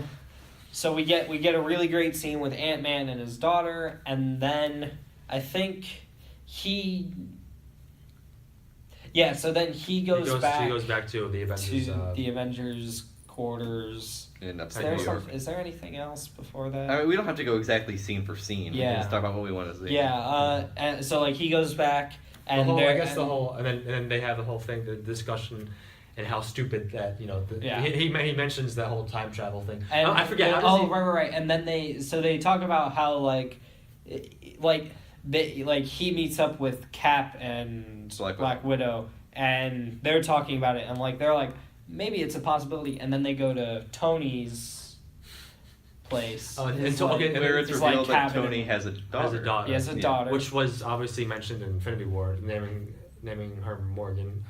Wait, what? in Infinity. Oh, In Infinity War, at the very beginning. I didn't remember them naming her Morgan, but I did remember that they mentioned that he thought they were having Pregnant. a kid. Oh, Yeah. well, and actually, he might have not. Wait, but they It's were also been a few months. yeah. so I They can't- were discussing like possible names for They the probably. I just don't Yeah. remember. But yeah, so he has a daughter now, and he seems to be living a happy life for the most part, Despite what happened. despite what happened Yeah. to Which is like he makes a quip about like you don't come by second chances very often or something Yeah. like that. Yeah. Like, And then what brings him? He basically says, "No, I don't want to do this. I have too much to lose." it's that and it's ridiculous. Yeah. He's like I can't get this to work. He's guys." like, "This is impossible." yeah. That, but in Tony Stark fashion. So then he takes a look at the photo of Peter, which gets him to at least try. yeah. Well, Yeah. so we get that, and then they go to the next best person, the next famous scientist on the list. And we find out Professor Professor Hulk is basically what this is. So Banner's mind has merged with the body of Hulk, so they're just one. Which I loved. Yeah. I thought that was pretty cool. I really liked that. I wanted like an explanation of like why, like how he was able to do it. I briefly need to just mention this about because that kind of leads right into this. I wanted an explanation for a lot of things in this movie. Yeah, there was one other thing I really wanted an explanation about that I didn't get my explanation for. We'll get to that. So You also kind of skipped over something I wanted to mention real quick. Oh, It yeah. has to do with when Tony arrived Oh, on yeah, Earth. One, I thought that scene was well done. His meetup with Pepper. Mhm. oh yeah. There is 0 to no resolution for the Cap Iron Man feud that's been growing since Civil War. They all of a sudden just get back and they're like, "Hey pal, Like, Well, I think there is. No, they have that argument. Yeah, well, I mean, I agree with you there. There's no there's no real resolution until I think until later in the film, which I'll mention and I'll explain that. Well, because they have that argument about between the two when he gets back on Earth and he's laying in bed, or I guess he's sitting down. They're talking about the plan, and then it cuts to I can't remember where it was. It cuts to something else. He gets back, gives him the shield back, and that's really it. He's like, "Okay, here's your shield back. Let's get on this." And that's really it. I think that scene where he's where like they're in the parking lot and like he gives him the shield back. I think that was meant to. I think that may have been an instance of just like in execution, it didn't end up being the moment that it should have been. But I think it was resolved. But I want to highlight a later scene, which we'll get to, which is at the end, that does give the entire Avengers team resolution itself. Yeah. But, so. And it's just one line. And there is one line. No, it's one line that I'm gonna say that. I just think it could have been more well executed, and especially going from Infinity War, he's like, I'm not even gonna call Steve, to this movie, and they're just like, here's your shield back, let's go. No, he was willing to call Steve. At first he didn't want to. Bruce is the one who does. No. He in Infinity. I very clearly remember him like opening the phone. But then the whole like the events. And then like there's that fight that happens. He opens his flip phone. Remember? He opens the burner phone. And he's like, I should do this. But so anyway, that wasn't even like almost that. That seemed like it was almost like the whole like New York thing was like an abrupt like Civil War. Intrusions. Like part of the thing with Civil War though is that it does end on kind of like this weird no hard feelings thing. Even like it's not they're on great terms, but it's like they're not on the worst of terms. I mean, Captain said like I'll be back if you need me. Kind of thing. So, in any case, so we get Dr. Hulk, and Hulk dabs. I don't know why. Hulk dabs and Ant-Man is like not known by any. He's a dad. Which I'm glad they didn't give Hawkeye any of the who knows who this is. Yeah. They've kind of passed it on to Ant-Man, which is great. I will say the Hulk dabbing is not the cringiest scene in the movie. Okay. Oh, the cringiest scene is later on, and I think we're gonna agree with. Yeah. Maybe just go. What should we say right now? I mean, it doesn't really. Oh yeah, we'll say later on. We'll talk. The Hulk dabbing is the Hulk dabbing. That's kind of. Oh, I think I know what you guys are talking about. But this whole meme culture thing. So we get Hulk dabbing, and that's great. And then they go back and they attempt it, and then we get a funny scene, a funny gag with Ant-Man being different ages, and that's kind of funny. Yeah. But there's.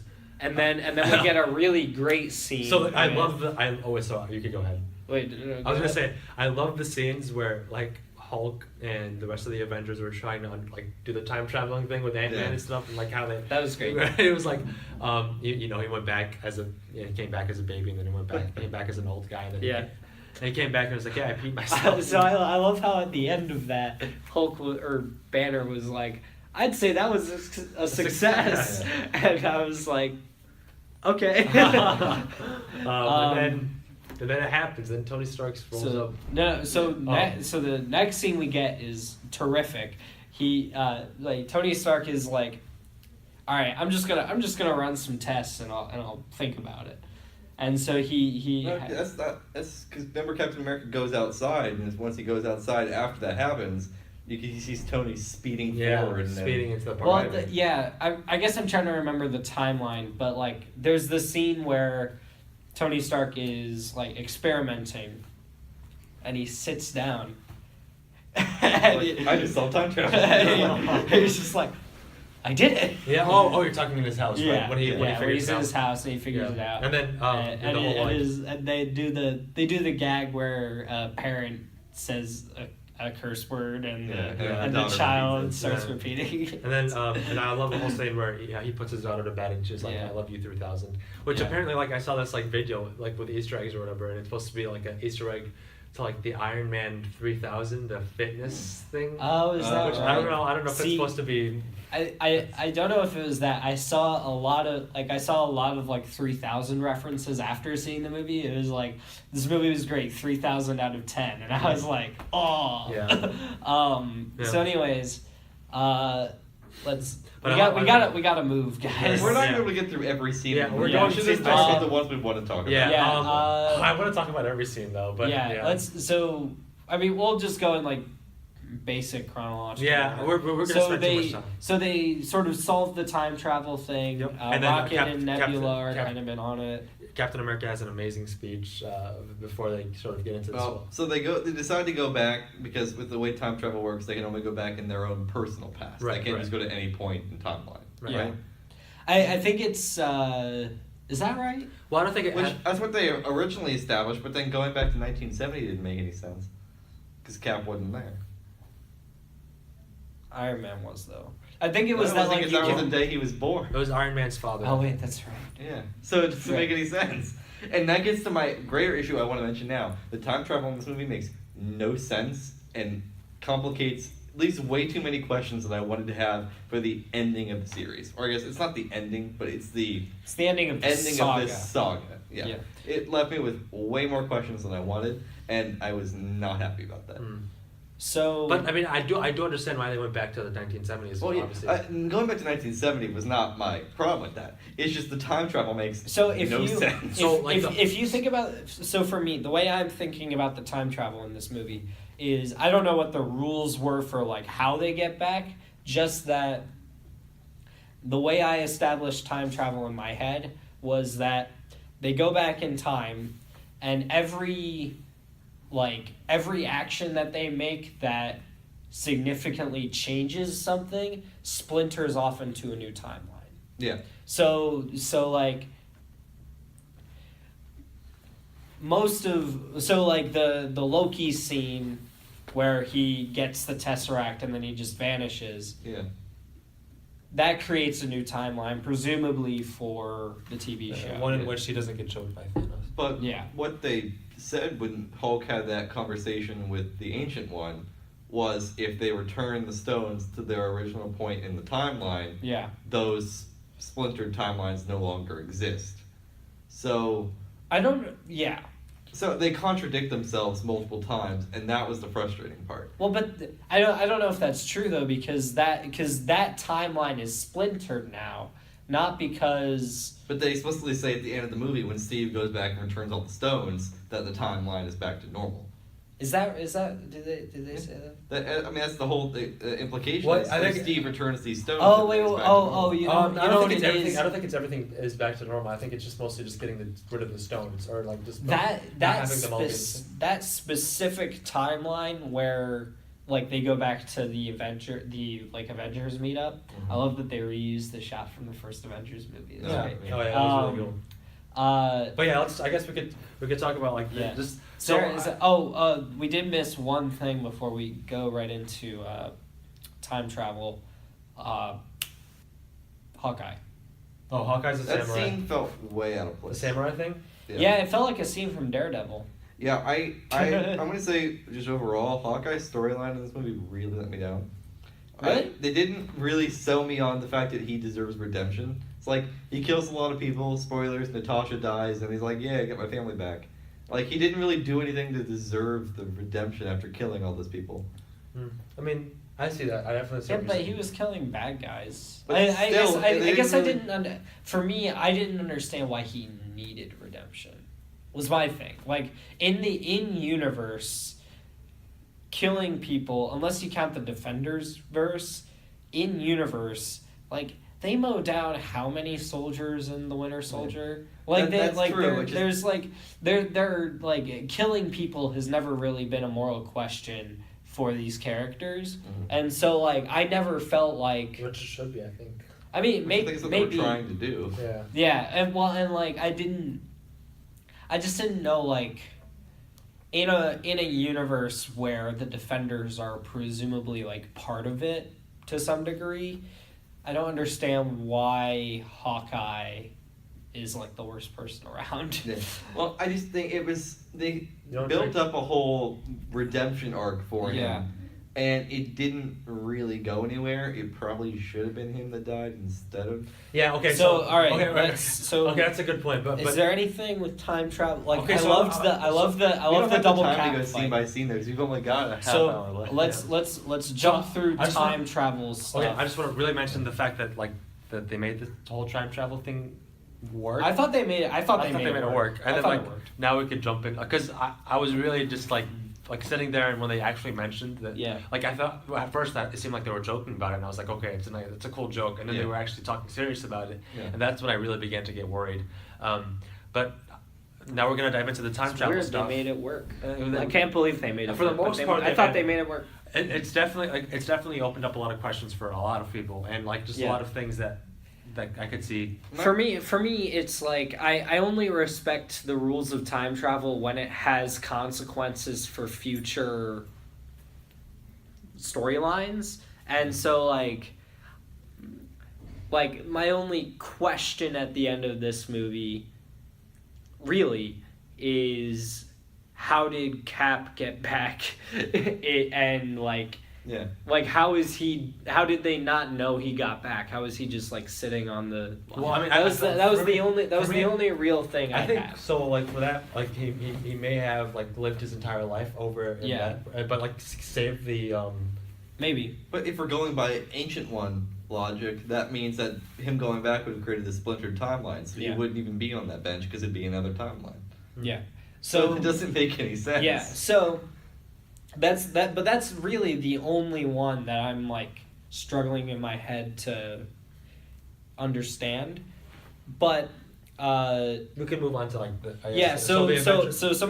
the Avengers stuff was awesome. The Winter Soldier stuff was Yeah. awesome. I will say this movie had some great moments. The Yeah. Hail Hydra thing. The Hail was great. Hydra Hail was Hydra. one of the greatest moments in cinema history. They got Robert Redford. They Yeah. got Robert Redford. So, do you know what the Hail Hydra thing is referencing? Winter Soldier, like the. Well, it's reference. It's There's also it's the a comic book layered releases reference. then. So I think like 2 years ago or so, Yeah. there was a comic book that came out. Like it was a relaunch of Captain America or something like that. Mhm. And at the end of the first issue, Cap beats up a bunch of Shield agents and says "Hail Hydra." Oh, so And- is that what and, the like, reference was from? Yeah, and so it caused a massive controversy because now suddenly Captain America is like fighting for the Nazi party or something. Like it was weird, but so that caused a lot of controversy, and so that pretty quickly died out. Like I think they ended up retconning it or something. I don't remember what happened, but Yeah. I don't read comics. So it was like a layered reference to Winter Soldier and to one of the most controversial moments in comic book history, in recent comics history. I thought it was hilarious. Yeah, I thought it was. I mean, I thought obviously like it seemed like they were building the scene up to be like the scene in Winter Soldier Yeah. where he's like Like almost before shot we by skip- shot. Yeah, too. all, shot Yeah. by shot is I I suspected them of reusing shots. Yeah. I was literally expecting him to be like, before we start, would anyone like to get out? Yeah. Like, it just- That would have been awesome. But like it didn't happen, and what happened was even better, honestly. But Yeah, I can't believe they did the Hail Hydra Yeah. thing. I'm surprised they got everybody to come back. Yeah. Like Yeah. now, I couldn't tell because it's been a long time since I saw Thor: The Dark World. Did they actually get Natalie Portman back, or was that reused footage and they just inserted Rocket into it? I think that they actually. I don't. got her back. It's been a while. I don't know. They may have actually got her back. I think for that. Because I would be genuinely surprised if they paid to get Natalie Portman for a non-speaking role for one scene. Yeah. Maybe Yeah. She was credited. That's true. Also, like, there's no sequence. That's true. There's no. Yeah. I mean, she was credited because she was in it regardless. But like, Yeah. I think that they may have reused it because there's no dialogue in the scene, and it's just Mhm. Rocket like walking back behind. Also, So- Rocket being CG, they can just insert him Yeah, in. So. yeah. So we need to go back to something real quick. Fat Thor. How do we feel about him? Oh. Don't like it. Big Lebowski Thor. Didn't like Lebowski Thor. I thought it was a good joke for that scene. I was hoping once he just got the hammer again, he would just go back to Yeah. normal. Yeah, I Um, wanted him to go back to. I was normal. disappointed that he wasn't back to normal for the final fight with Thanos. Yeah, I was like, why wouldn't you just make Chris Hemsworth Yeah. attractive? My again? biggest disappointment. Yeah. Let me just get this out of the way real quick so you guys know officially how I feel about it. I enjoy the movie a lot. It does not mean I didn't Yeah. have issues. The time travel doesn't make any sense. I dislike Fat Thor. I thought there was not great enough resolution to the Cap and Iron Man feud, and I thought that the final battle, as great as it was, I wanted to see everybody. Granted, I know you can't do that with the dead characters, but we didn't get Black Widow or Vision in that fight, and I was disappointed, even though they're both dead. I still wanted to see everybody, and we didn't get that. Yeah. Also, how do we feel about Fortnite and Avengers? And that was so cringy. But it's obviously part of the crossover deal. Like, Actually, what it else wasn't. would they have been It just playing? doesn't. Okay, in the back. It wasn't that they did that because the Russo brothers were fans and they wanted to put it in the game. Yeah. Epic didn't pay for that. They just put it in the game, in the movie. They didn't even pay for that. That's like. I am nowhere near as offended about this as I mean, you I'm guys not. are. It I'm just, not it just offended didn't by look it. It right. just It was just didn't very look out of right. place. It was out of place. It seemed like it was extremely. I disagree. Some of the There was such product the placement. product placement, like there's like obviously product placement littered throughout the film. Yes, That's obvious that that's they do that. movies. Yes, I understand.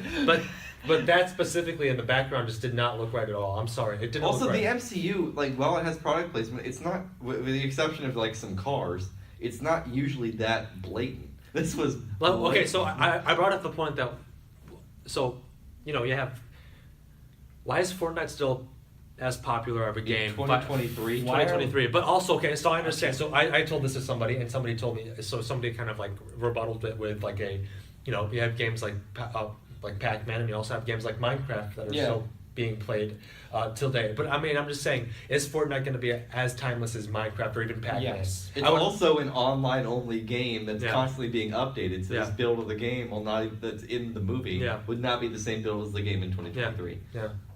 I mean, If it's even a thing in just 2023. It's just Yeah. it's just Which a it probably cutaway won't to be. Fortnite. Yeah. I like I it's understand. like it's less than 30 seconds I of understand. footage I of know. a screen of Fortnite. I don't know what the big deal is. It just makes the film, you know, Maybe that's just me. You know what? You know, because it doesn't make the film as timeless. That's what I'm trying to say. I think a lot of the I can jokes in this respect movie that. grounded I'm in okay with that. 2019. Yeah, the it's dabbing gonna- and the Fortnite jokes, it grounds it in this year, where previous movies didn't really feel grounded in Yeah. a specific So year. so Yeah. 10 years from now, when you watch Endgame, you're gonna be like, hey, remember that Fortnite game that was like good in 2019? Remember when Yeah. people were dabbing? Remember when people were dabbing? And Yeah, like, I mean, I nobody's think dabbing that- anymore. yeah. I don't know why people are still dabbing, but I mean, Yeah, I mean, I we were literally Yeah. just talking about like how Saw and Final Destination were a product Dated of its itself. time Yeah. because Yeah. of the clothing, because of all the music, and like that's Yeah. just I'm just trying to. It's not a bad thing, but it does make it. It doesn't. I don't know. it kinda- makes it you makes it more of a product of its time rather than like a timeless film that's gonna stand. So 10 years down the road. I don't know. I'm willing to agree with you, but I think that like And we're also spending way too much time yeah on this. yeah. So Yeah. let's move on because I don't. It is stupid. Yeah. I wanted Fat Thor to not be. Yeah, I Fat agree. Thor That the might be entire movie. my biggest disappointment. I feel like is you- I I wanted feel like- attractive Hemsworth. I feel like that was just placed there just so like Tony Stark could have like that, just like the Big Lebowski line thrown in there. Well, Yeah. that's true, and I think it's. I wanted there to be more. Now I know this is like, oh, what do you mean? I wanted there to be more payoff to the Yeah. characters as a whole. We didn't really get one triumphant scene of every character together fighting, of the original team. The original team, no. No. No. I agree with that. I mean, So I think I think a really cool scene that I loved. This movie was genuinely entertaining, like throughout the entire Yeah. film. I loved when they revisited Guardians of the Galaxy, and you have the scene. It's just Oh, like with yeah. Star-Lord. Just I It's love great. that so much. It was dancing he's and stuff. he's And then dancing, all and of a like sudden- you hear the music, like Yeah, you hear the you hear- music and then all of a diegetically. sudden you cut to the perspective of Music War Machine, stops. yeah, and like you're just like, wow, so he's an idiot. It I is think- great. I It's love true. that. We can talk. I also kind of leads me into the other thing is the setups. Ending clearly sets up Guardians 3's plot. Mhm. Yes. I think having Thor join the Guardians rather than doing a Thor 4 Yeah. is a pretty good move. I think it's funny. As I hope Guardians he of the I hope Galaxy. he I hope he has the abs back. Oh, he will. He just needs to have the abs Oh, I back. hope so. That's all I want. They'll retcon it in, or they'll Yeah. have it take place like 2 years later. Yeah. If Thor died like that, No, Oh, no, God, I'd be yes. so I'd be so disappointed. mad. So He does Alright. look a lot more like Odin or something though, like an old Asgardian. Yeah. I think maybe like they were going for like insecure college kid Thor, Mhm. and I was like that Star Lord in Infinity War, like the whole Cheese Whiz thing. running through your face. Just- A lot of this movie was very jarring. Like I think it was part of it was the 5-year time jump, and I think part of it was also we go from Infinity War, which you were expecting this movie to kind of be Infinity War Part 2, and it It's clearly not. wasn't that. It's not. Well, but it still kind of is. Which is the issue, is like part of it is Infinity War Part Yeah. 2, and part of it is its own thing. Yeah. So let's I think the elephant, one of the biggest elephants in the room, there are many, is the Hawkeye Black Widow Vormir scene. Mm-hmm. And I will say I liked it up until they were hanging off of the cliff. Yeah. Because it was perfectly in character. It was the fulfillment of like an emotional arc these two characters have been on, and it. Not that much of an arc. I mean, Not really. No. there's so like I disagree with that. I mean, I think okay, so the first Avengers movie is great. for And Black par- Widow and but part not of for Hawkeye. no part of it is, so like the first Avengers movie is great, and then I like all of the Avengers movies, but I like how the first Avengers movie does Hawkeye in like mind control state, and then Scarlet Johansson. You know what? Black That's a Widow good point. There's a lot of people breaks him out, and then Hawkeye in Age of Ultron doesn't have to deal with that, so he's like helping everybody else out. Mhm. And I thought that Black Widow's death was, I don't know if I would pay it off as like her dying is the payoff for Hawkeye's character arc or her character arc. I don't know if I agree with that justification of it, but I liked that like they obviously love each other. I don't know, romantically or whatever, but It's more of like a just brother-sister. Yeah, like Yeah. as a brother-sister thing. They obviously love each other. They've loved each other for a really long time, and this is the only way that these two know how to work this out is to fight each other over So it. one of my issues is, and a lot of this stuff could be overlooked in the grand scheme of things, but coincidence. So imagine if like Hulk and like I don't know, like Star-Lord or something like that. the other people who were in space, like if War Machine and Nebula Yeah, went there, like, they're like, what do we they, do? they, But don't, that- they don't love each other. Well, but that's why, like, storytelling is contrivances. I know. Like, that's not that. I don't know if that's a fair I mean, justification. I know, but I do know there's that aspect to where Yeah. not everything has to be like. I mean, obviously it's a story. Like stuff, like we mentioned the rat. Like that's coming and go, like walking across Yeah. and getting Ant-Man back and stuff. Yeah. That stuff could be over. I'm just saying, like, just hypothetical. There's a lot of hypotheticals with this film. They also Yeah. didn't explain how does one return the Soul Stone. They said Cap just returned the Soul Stone, just handed the Red Yeah, Skull and be yeah, like, I here don't you know. go. But like, also, if he returns it, does that mean Black Widow's back? can that be undone?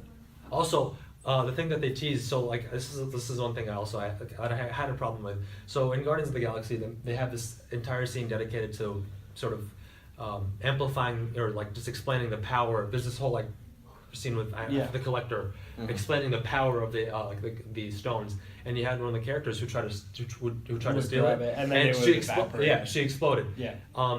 So I mean, I think the rest that's of the I think Avengers- that's not true. I think that's only true for the Power Stone. Yeah, because the Power Stone was the one in Guardians. Yeah. Okay, so the Power Stone Yeah. is because I was gonna say because.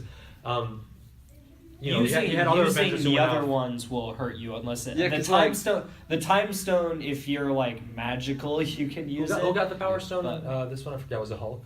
Uh, No. Who it got wasn't the Hulk. Power Stone? Yeah, it wasn't Hulk. well, it was in the It was- container, but the Nebula shape- grabbed it. Oh yeah, it was the container. Yeah, okay. yeah. Nebula grabbed it, and it was in the container. Yeah. Okay, yeah, So- that's right. I think like the It was War Machine. Yeah. Nebula. And they had the whole like Raiders of the Lost Ark or the Raiders of the. The booby trap thing. Yeah, the yeah. movie track, which is cool. Yeah, so I thought they did a really good job of like time travel wise. It looked and felt like the movies they were going back Yeah. to. They made me actually care about Thor: The Dark World. Yeah. yeah, Um, weirdly for some reason he had an emotional moment with his mom that I Yeah. Yeah, Never I just like cared about I felt it. like Thor's arc was just very much repetitive of arcs that he'd already had. maybe, except I think that like I felt like his revenge arc was interesting. I just don't. I have to see it again because I don't know how I feel about his arc yet. Yeah. His arc is really the only arc of the characters, the main ones, that really Yeah. disappointed me. I think clearly this movie was meant to fulfill the arcs for Captain America and Iron Man. Yeah. That's Yeah. So but just that was a really powerful scene with his mother. Just like that was a great scene. It's like being yourself rather than being somebody you're supposed to. So I really liked the stuff in New York. Right. 2012 Really good New York. recreation. Really good, like sort of, like it was fun to see like what happened afterwards. I'm interested to see what that. America's ass. yeah, that joke actually was pretty. Yeah, that was. I can't believe that. I can't believe that got past Disney. I know. Yeah, I can't believe that. It was funny. And then the whole like these guys like were just like I forget his name. Oh my god! But he mentions like these guys look like bad guys. How do you not know? Oh yeah, Rocket? like they poke fun at the fact that like how did you guys not know this was Hydra? Yeah. Oh yeah. And then the whole scene. I loved also just like finishing off the time travel stuff. Yeah. He went back. I have to mention how Tony Stark went back to see his. That was see great. his Howard. That whole his- scene Yeah. was terrific. Yeah. The The Chris young Hank Evans. Pym. Yeah. Remember that? Yeah. Oh. Yeah. Young Hank Pym.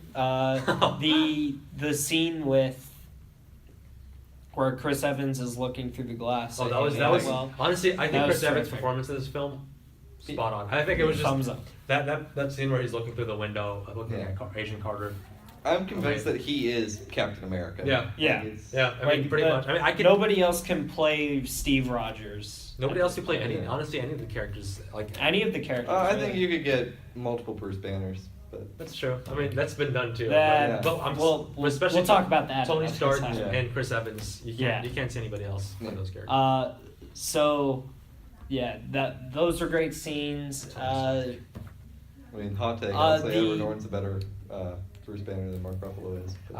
I'm not gonna disagree. I'm not gonna disagree with you because like I don't But then like again, it does go off of like that much. that character is like when they kind of retconned Ed Norton, I was like, oh, I wasn't really all for Mark Ruffalo in the Avengers, but I got you some after time passes. I always liked.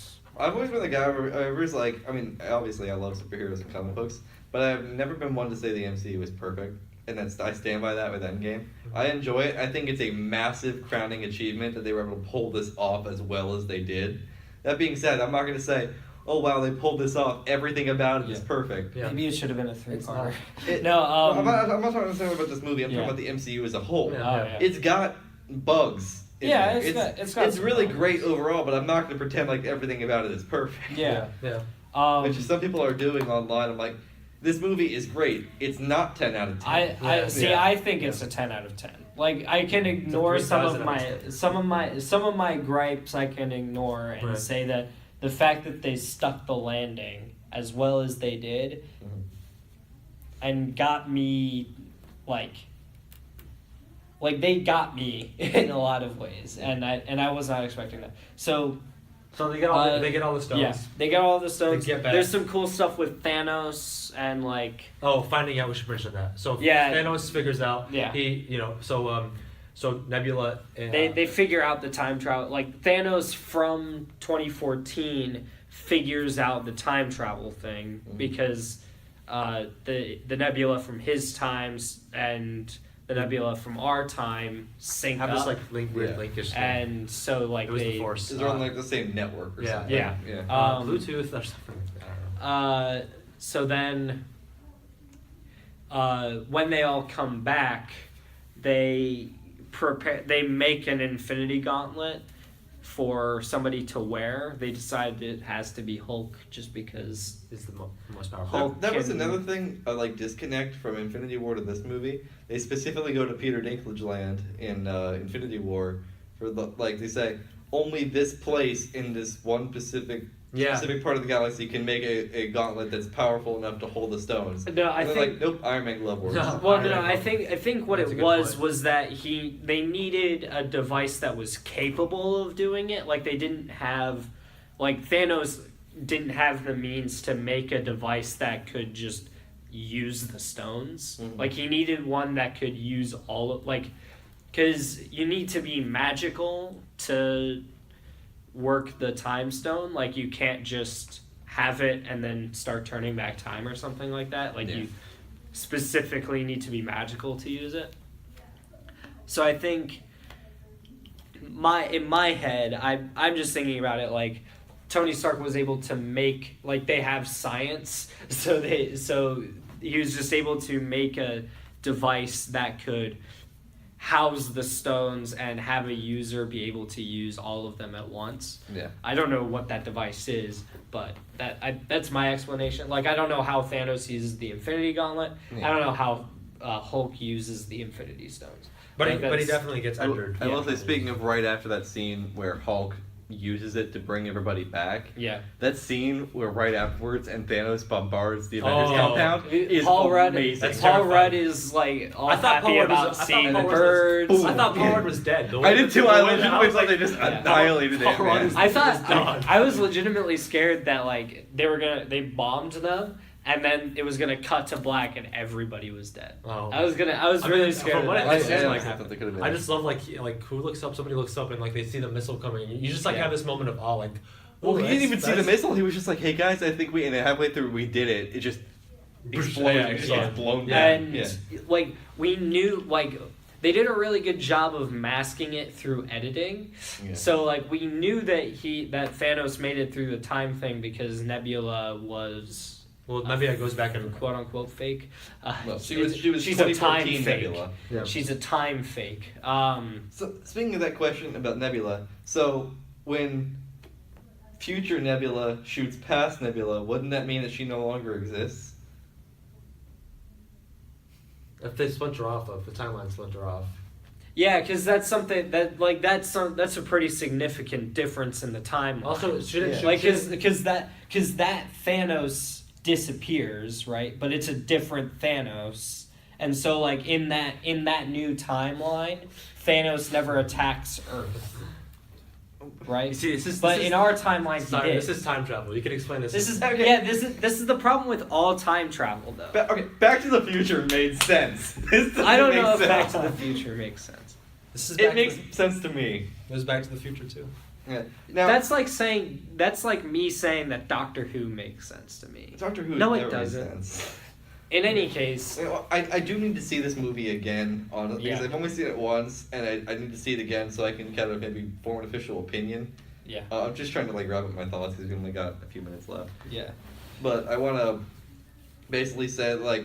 Just can we rapid fire between, since we're not going to get through the whole movie, I just want to rapid fire some scenes that I liked and some things I didn't like, and we'll go from each person. Go ahead. Should we mention should we talk about the final battle? That's what I'm going to do. I'm just going to mention, we can go around in a circle and mention things we want to mention that we have left that we haven't said yet. Because we don't have time to go through the whole movie. Yeah. Captain America wielding Thor's hammer is excellent. Yeah. Terrific. That's a payoff. That was a payoff, and I will say that was one of the scenes in the movie that made me just like have a huge smile on my face. Yeah. Yes. Yeah. I thought Thor dual wielding Stormbreaker and Mjolnir was awesome. Yeah.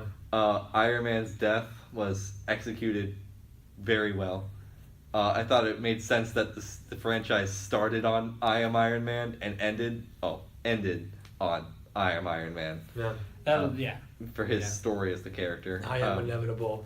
I am Iron. Iron. I thought Thanos, for being the big bad of Infinity War, it was a bit jarring for him to go from being main character in Infinity War to just being in only a handful of scenes in this movie. I kind of like that, if I'm being honest. Yeah. I mean, it makes sense. It was just a bit jarring to get used to. Yeah. He felt a lot more threatening in this movie, just as like a regular villain. Even though he wasn't in the film all of the time, the scenes he was in, he captured this. He captured the attention of everybody. It was still Josh Brolin doing the amazing Thanos performance that we knew. I thought, and I think this is maybe just an overall thing for the movie for me, that having it be like its own standalone film while also kind of technically being Infinity War Part 2 kind of hurts it a little bit, because it makes it feel like, well, what are we? Are we Part 2 or are we our own thing? It kind of hurt that. Sure. I think there is no possible way you can view this film as its own standalone movie. Yeah. I don't think you can even really judge it as its own movie with characters having their own narrative arcs, because the arcs all come from previous movies. They all come from either Infinity War or one of the other movies. I will say that if we concluded with as like a whole 5.5 hour movie with Infinity War, it probably is my favorite. That doesn't mean though that it comes without issues. I still think the time travel could have been executed better, and I think my biggest problem is not necessarily with there being questions, it's the fact that a movie that was touted as being the end had that many questions. I wanted this to kind of wrap things up in a, for the most part, a neat little bow, and it didn't. I obviously knew we're going to be getting more movies, but I wanted it, for the most part, to wrap up this entire Infinity Saga, and instead of leaving me with more questions that I needed to have, especially when we're going to be going forward into another decade's worth of movies. Yeah, that's true. I think having, I can forgive the whole Cap Iron Man feud thing. Heck, I can even forgive the Fat Thor thing, to an extent. I still wanted to see like Chris Hemsworth at his peak for the last time. I argued with that. I guess like I felt like in Infinity War I was like, all right, Thor finally feels like a god now. Yeah. And then we just get him like Fat Thor, and I was like, all right, that's kind of disappointing. I also thought Deus Ex Captain Marvel was a bit the Deus Ex Machina that is her character in that movie. She's like, she basically says like, okay, I'm gonna bring Iron Man and Nebula back to Earth, and then I'm gonna go off to space and help other people, and then when you need me most, I'm gonna just plow through the ship, get knocked out, and then be gone for the rest of the movie. Like, it didn't make sense to me. Like, oh, this movie Captain Marvel is integral to Avengers Endgame. It really wasn't necessary. You could have just had Endgame should have come out afterwards. It should have come out after. I agree with that. Yeah. Have her still be in Endgame, and then the whole point of. I don't think you need to have her in Endgame. I think she makes sense if you introduce her as a force of nature, and then you end up, and then like in Captain Marvel, you find out how she became that force of nature. Imagine how much more hype people would be like about just Captain Marvel being in the film if Captain Marvel hadn't come out before. Yeah. Again, I think Endgame should have been. It's weird. It's kind of like Wonder Woman's introduction. I think they definitely used Captain Marvel as just like a kind of like a thing to get out of these situations. She's definitely a plot device. But I mean, I think they kind of, for the most part, they used her the right amount of times. I'm glad she wasn't just like the main character who came in and pretty much just took down Thanos on their own, because she is a new character, and you have these older characters who need their time to also kind of. I will say I was happy that Thanos punches the crap out of her, because she was so cocky and for a lot of this. But he does try to headbutt her, and then he grabs it. I liked that. So I liked that she was not like more or less powerful than Thanos. Like, they were on relatively even ground. Because like it would have cheapened Thanos as a villain if a new character just came in and blasted his head off, and that was the end of it. Like, especially Thanos at the peak of his power, like he was in this movie. I just can't see the reason for why she needed to be in this movie. Like, it's because she's Captain Marvel. You didn't need her. If this movie is being sold as this is the end for the original crew, why do we need her? So I want to mention the specific part in the final battle where Tony Stark and Doctor Strange have a conversation. That was cool. That was cool. I like that. You know what makes it better? Because you know what happens. You know what happens at the end. He couldn't tell him. Obviously, there's no way. Because if Doctor Strange told him, other people would have heard it and immediately tried to avoid that happening. Or even Tony Stark himself would maybe even second guess himself. Maybe because earlier in the film he mentioned, let's not try to have me die or whatever. I don't want to try to die because of this or whatever. And it had to be a spur of the moment. If he told him that, it wouldn't. It kind of changed things. I don't know. Well, I do like how Doctor Strange knew how things were going to go the entire time. He knew this whole time, which I will say, Doctor Strange, as we knew from doing our top 4, one of my favorite MCU movies. I really like Doctor Strange, and so I was happy to even though he only really got one moment in this movie, Or I guess 2 moments. He got some stuff. Even like the ancient one is that? Yeah. Even like how she like even has her like doubts of Doctor Strange. And I like how they tied that up, or that plot hole where they were saying in the Battle of New York, what was Doctor Strange or the Ancient One doing? And they show her when they go back in time. They show her fighting Chitauri. Yeah, that was really cool. Yeah, That was cool. I think the time travel was pulled off well. I think it was some great character moments, but this movie was a lot more character moment than I thought it was going to be. Like how so? Like a lot of this was not really action scenes so much as we're going back in time so this character can get a send off here. We're going back in time so this character can see this one more last time. Which I liked. Yeah. I liked. I like it now that I realize it is what they were doing, but I was expecting one last final fight. We're gonna find a way to bring them all back, and then it wasn't that. Oh, interesting. That shot, I honestly thought they were also gonna go back and repeat Wakanda. That's what I thought they were gonna doing. Which one? The fight in Wakanda. Oh, you thought that they were gonna time travel back to Wakanda? I thought they were gonna now with their knowledge or something, they were gonna go back to Wakanda and do things differently. That's what I thought was gonna end up happening.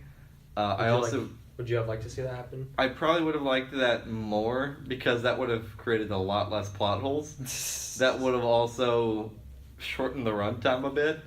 I think that I still think going back in time would have been cool, but I think you do that, but then realize this plan isn't gonna work, and they just go to Wakanda for one last stand. I think. Sure. Yeah, I also think that would have given us one last opportunity to get cool Thor and not fat Thor. Yeah. So Ahmad, what are your greatest moments from I kind of the mentioned final battle of Endgame and beyond? Oh, and then don't mean to interrupt. That shot of Captain America basically against the world. Yeah. Was really. Oh, yeah. Well, that's a good. I guess it's a good segue. That was. I mean, well, I love how Thanos was kind of he just sat on the thing, on the whatever he was sitting on, waiting for Nebula to bring the gauntlet over to him. Thanos. Yeah. He's a grandstander. And then I love how his ideology, changed. It was like, you know what, if you guys aren't going to accept what I'm trying to do, if you guys aren't willing to move on, I'm just going to eradicate the entire universe and start all over again. It was great. I loved how he had that switch, and it made him more menacing. Yeah. Right there. He was fighting to win. Yeah. He wasn't fighting for his ideas. Yeah. And it definitely seems like with this I kind of caught on. I kind of got a taste of this, but with this film, that battle specifically, he was fighting to kill, just to get rid of all of them. Yeah. Whereas in Infinity War, he was fighting to just get whatever he needed to get done. He wasn't really after them. He was more so just trying to get whatever his goals done. He definitely fell squarely into the Ultron, let's destroy the Avengers. Yeah. In that moment, he became maniacal comic book villain. Yeah. Not, this is my. Which I thought was a great moment for him. And we finally got a fight with him actually in the comic book armor. Yeah. He was really in it. And then also he doesn't have the Infinity Gauntlet. He was just pretty much fighting with the and I loved that he was still uber powerful. Yeah. And that the whole you go to this is what people came to the film for. Regardless of what you think, the time travel may have not worked for some people. Everything else earlier in the film some people may have been but you go to the film for that final battle, and I think it pays off for the most part. I just wish we got everyone, and we didn't get everyone. Who else? He wanted Vision and Black Widow. Vision and Black Widow. Which we didn't get. And granted, I know narratively you couldn't put everybody in there. So was Vision? So Vision's dead. We don't know. I don't understand that. Huh. The timeline doesn't make any sense, and that's what I was like. No, Vision's dead. He killed Vision. The Yeah. whole He reason killed Vision all of them are before they the whole reason all of them are able to come back at the end is that those are the people who got Thanos. Yeah, they got snapped. The Vision death is still permanent in that timeline because he didn't kill him by means of snap. He killed him because he's getting a TV show. Oh, also because Tony Stark. We don't know when that TV show is gonna be. Because Tony Stark never when they went back to the Avengers timeline. He hadn't made Vision by then. That was later on. So Vision wasn't created until Age of Ultron. Yeah.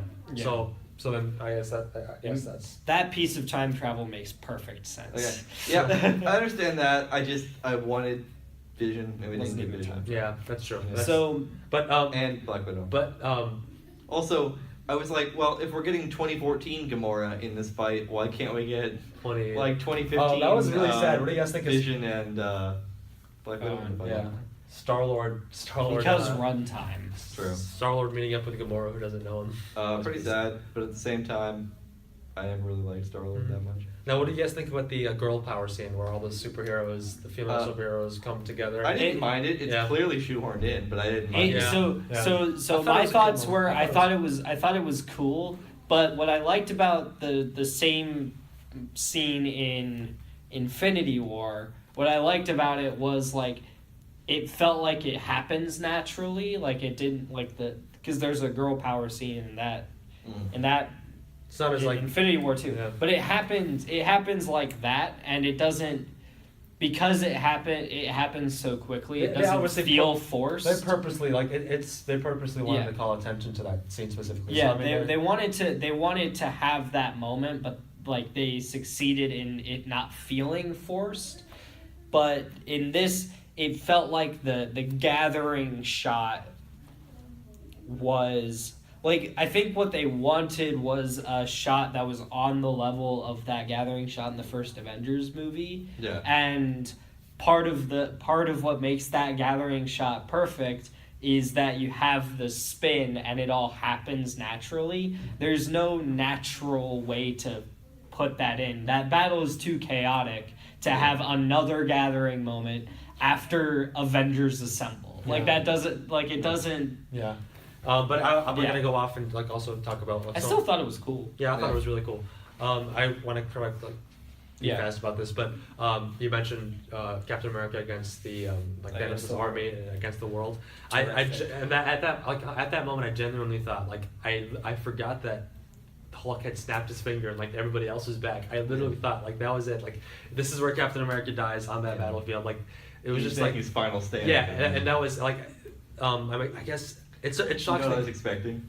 I was doing that. I could do this all day. Yeah. They had already said that at the beginning of the movie, though, and it would have cheapened both, and it would have cheapened the whole line if he said that. Yeah. I just think if they cut those and put it there, that works. Because I was talking about this on the car ride home. The thing with him saying it in the Avengers sequence, that's a tribute. If he had said it here, in that moment where he's standing against Thanos' army, it would have cheapened the scene from Civil War, where when he says that's a payoff. Yeah. Now, it wouldn't have been as much. It would have cheapened Civil War. I want to highlight a point that I mentioned earlier in the podcast, and I'm going to come back to. Yeah. So the line that I was talking about was when Captain America said, Avengers Assemble. Oh. That was the first time, obviously you guys know, the first time that he actually says that in the entire MCU. So good. And the reason why I want to highlight it is because I feel like, you also mentioned this and I think this as well, but the Avengers are by no means a perfect team. Throughout, even in literally in every film, there's something that happens that seems like it's almost going to tear them apart for some reason. They're not perfect at all. Now, for instance, like the Guardians of the Galaxy, where they seem like they're more of almost like a family. They're a family. They talk about that a lot in this movie. Right. The Avengers are a family, not really a team. Yeah. But but they're not perfect though, and they obviously throughout each film they fight each other, which is why you didn't get the Avengers Assemble. Yeah. And then at the end you kind of got it in there, which was really cool. I don't know. Terrific. Yeah. What do you guys think of that epic shot of Iron Man and Pepper back to back? Oh, that was cool. Okay, and then also cool. Instant Kill. Spider-Man. Oh, that was great. That was cool. That was definitely a Matrix callback. Yeah.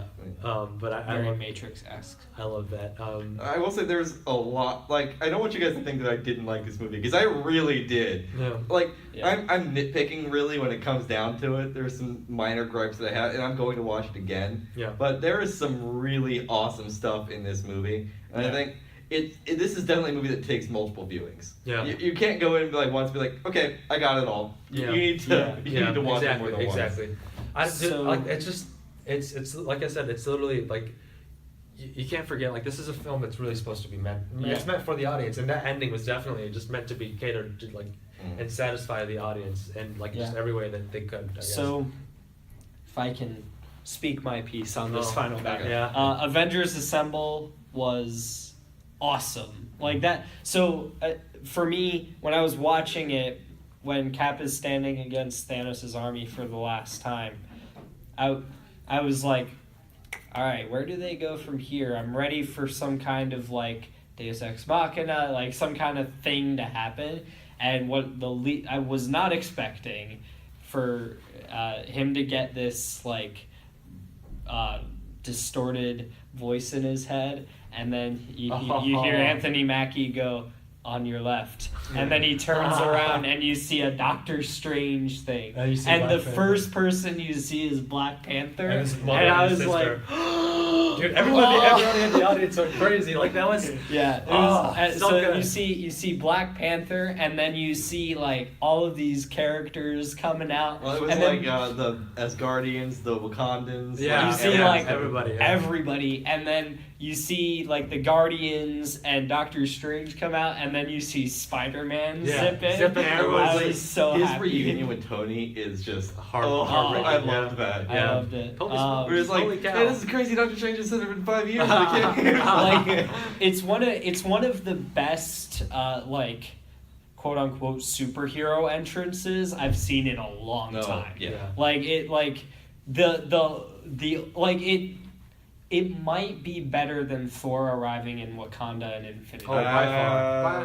I think it might be. I think it's by far. For me, at least, the experience was Like, okay, are we talking specifically Spider-Man's entrance or all of them? all of them. All of them beats. I thought you were talking just Spider-Man. Oh, Yeah, not not just Spider-Man. Spider-Man No. on his own. No. Like it's great, but like no, just like the whole moment where like I count the whole moment as a superhero entrance. Yeah. I think like Thor arriving in Wakanda is one of my favorite moments in cinema. Yeah. But like this is like world-definingly awesome. I keep getting goosebumps because like this is one of those films where watching it in the theater, you literally hear everybody geeking out. When It's Captain like America you picks know up it's that the hammer. first time everybody's seen this movie. Yeah. They're all reacting to it genuinely Yeah. with you. and then everyone's freaking out. Like It's one of the best theater I experiences guess I've that's ever had. one thing. Like one way to summarize a film for me is just like, you know, superhero films. You know, I guess throughout the years, you know, especially later on, they kind of get old and stuff.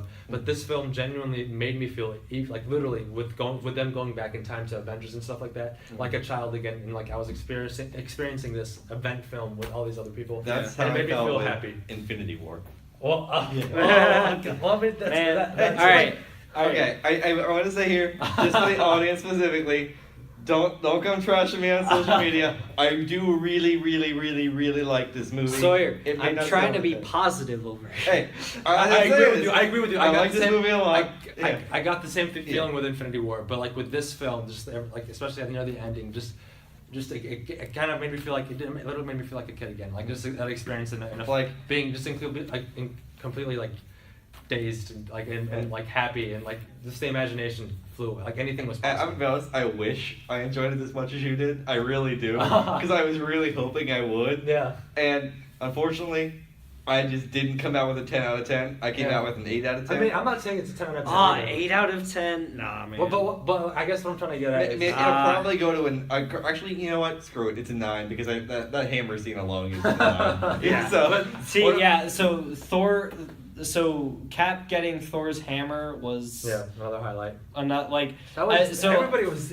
so I was like, all right, is Thor just like good with the hammer now? Like I didn't know what was going on, and then it started pulling back, and he captures they kind of like teased at that when was Age of Ultron. Age of Ultron, where he like almost picks it up. well, I think that was Cap on purpose not picking it up. There are a lot of headcanons out there. I don't know which one is correct or not, Yeah. but like. Because it wouldn't make sense that he can't then, Yeah. but can now. I think it's just him going like, nope, never mind. Yeah. But I don't know. It's just like it kind He of like didn't need it. yeah. Never needed. I feel like every time I feel like, you know, I'm gonna get sick of the same old thing. Like I remember like just thinking my mind being blown, having like different Avengers in one movie. Like that was unheard of, and like I got the same thing. I guess I got the same feeling with this film. In a weird way. The I Am Iron Man. Yeah, that was one of the most legendary lines. Well, right in a after Thanos, superhero like, movie. I am inevitable. Was great. Yeah. It's terrific. I think every line that Thanos said was just like, that's why I. He's a force of nature. That's exactly why. Rules of nature. Rules of nature. Yeah, you guys had to. I had to. Okay. I didn't even do it this time. Wow. I'll take credit for it. It's my move. Because then the audience is gonna hate me now. So Yeah. No, they're not. I mean, if this last hour didn't make them hate me enough, they do now. I'm really interested. I'm like, I want to, like, the next time I'm like, as soon as like Endgame drops or something, I'm really interested to see these films back to back. Because they're Do a both whole Marvel they're both different thing. films, but like they're meant to be obviously like they're meant to be viewed as one. Yeah. But I'm interested in the cut that exists where Infinity War ends right before the time jump. Like you see, like, Infinity War ends, and then you see a few of the scenes from before, from like the start of Endgame, and then it cuts to black so right it's when the 5-year time Infinity jump War happens. plus the prologue of Endgame, Yeah. and then Endgame starts with. And then Endgame is like 2 hours 45 minutes long, and it starts with the 5-year time jump. Do we include the end credit scenes of Ant-Man and Captain Marvel in there too? Yes. Okay. Yeah, I'm sure there'll be a YouTube Yeah. fan edit that comes out that includes them all, which I'll probably end up doing myself. Okay. Yeah, we have to end. Well, wait, real quick, we have to talk about the last couple of scenes. Oh yeah. Iron it- Man's death. This Well is done. proof that. Very This is proof sad, that. very well done. You know, I love how they. Tony Stark implemented- has a heart. It has a heart. Yeah. Yeah. I love how they implemented that. That was great. Even was- though it doesn't make any logistical sense, Steve being on that bench was a really good moment. Yeah. It should have been Bucky that got the shield. No, I disagree with that. I think. Bucky didn't think even Falcon talk to getting- Cap in that scene. So I think he talked to Cap right before he left. I mean, Bucky also probably knew what Steve was about to do. Yeah, I very clearly got the sense that Bucky knew what he was about to do, and I think that Falcon's arc has been following Captain America. Like, that's the whole. All right, you It's know what? the whole you sold me story. on, you sold me on it. Also, That's the whole story. And so him finally getting the shield.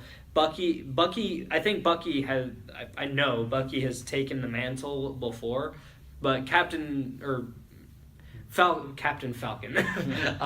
Falcon has taken the Captain America mantle before, and I think this was like, I thought it was perfectly in character. I think Steve would give it to Falcon over Bucky. Like, I think that, like, it just makes sense in my head that's why. Do you think Bucky still stays in future installments, or who do you think? There's a TV show with the two do you think of he's just them, gonna with say both as the Falcon Winter and Soldier, Bucky. or what is he gonna? I think Winter Soldier is a cool enough title. He might just be like, yeah, I'm a Winter Soldier.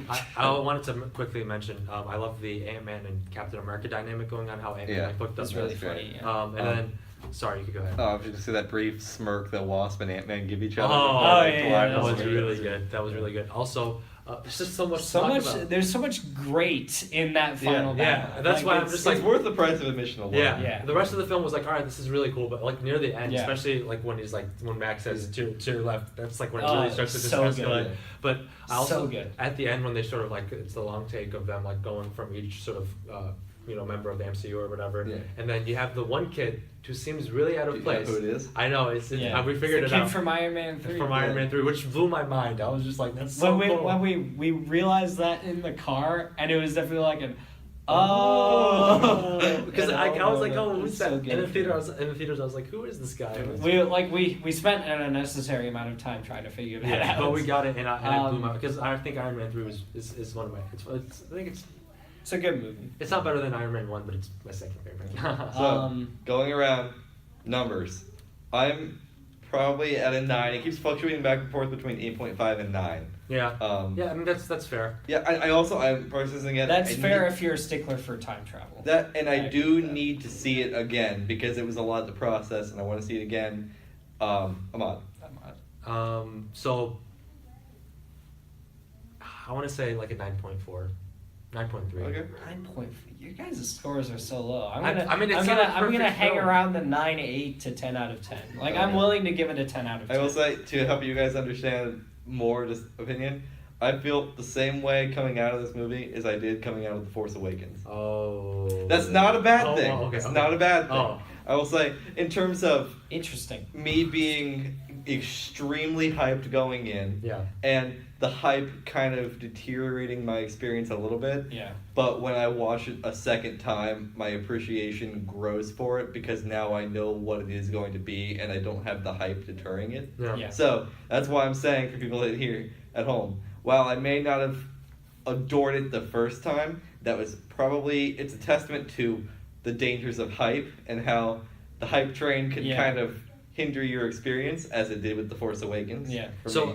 I want to say, going off of that, I went into this film with almost no expectations, and it obviously exceeded. Yeah. I hadn't seen any trailers or anything. I hadn't thought about the film until Yeah. that day, like an hour or two before we were going to go see it. So I and like in many ways I do agree with you. That's why I learned the hard way, because that in many ways almost had the same effect with Infinity War with me, like, where I came in with like expectation, and like I walked out and I was like, that was really good, but it wasn't as good as I think Endgame for me. Even though, out of the I don't know if I think out of the two, I Endgame think is worse than Infinity War. out of the two, I think, Or is not as like I said, I don't know. Infinity War had a better structure in terms of storytelling. Yeah, it had a better But- story structure, but I think Endgame had a better payout. It was like a better. Yeah, It's because it's designed to be a payout. yeah. Literally, like the entire film is supposed to be paying Yeah, off. Like, just paying off Yeah. stuff.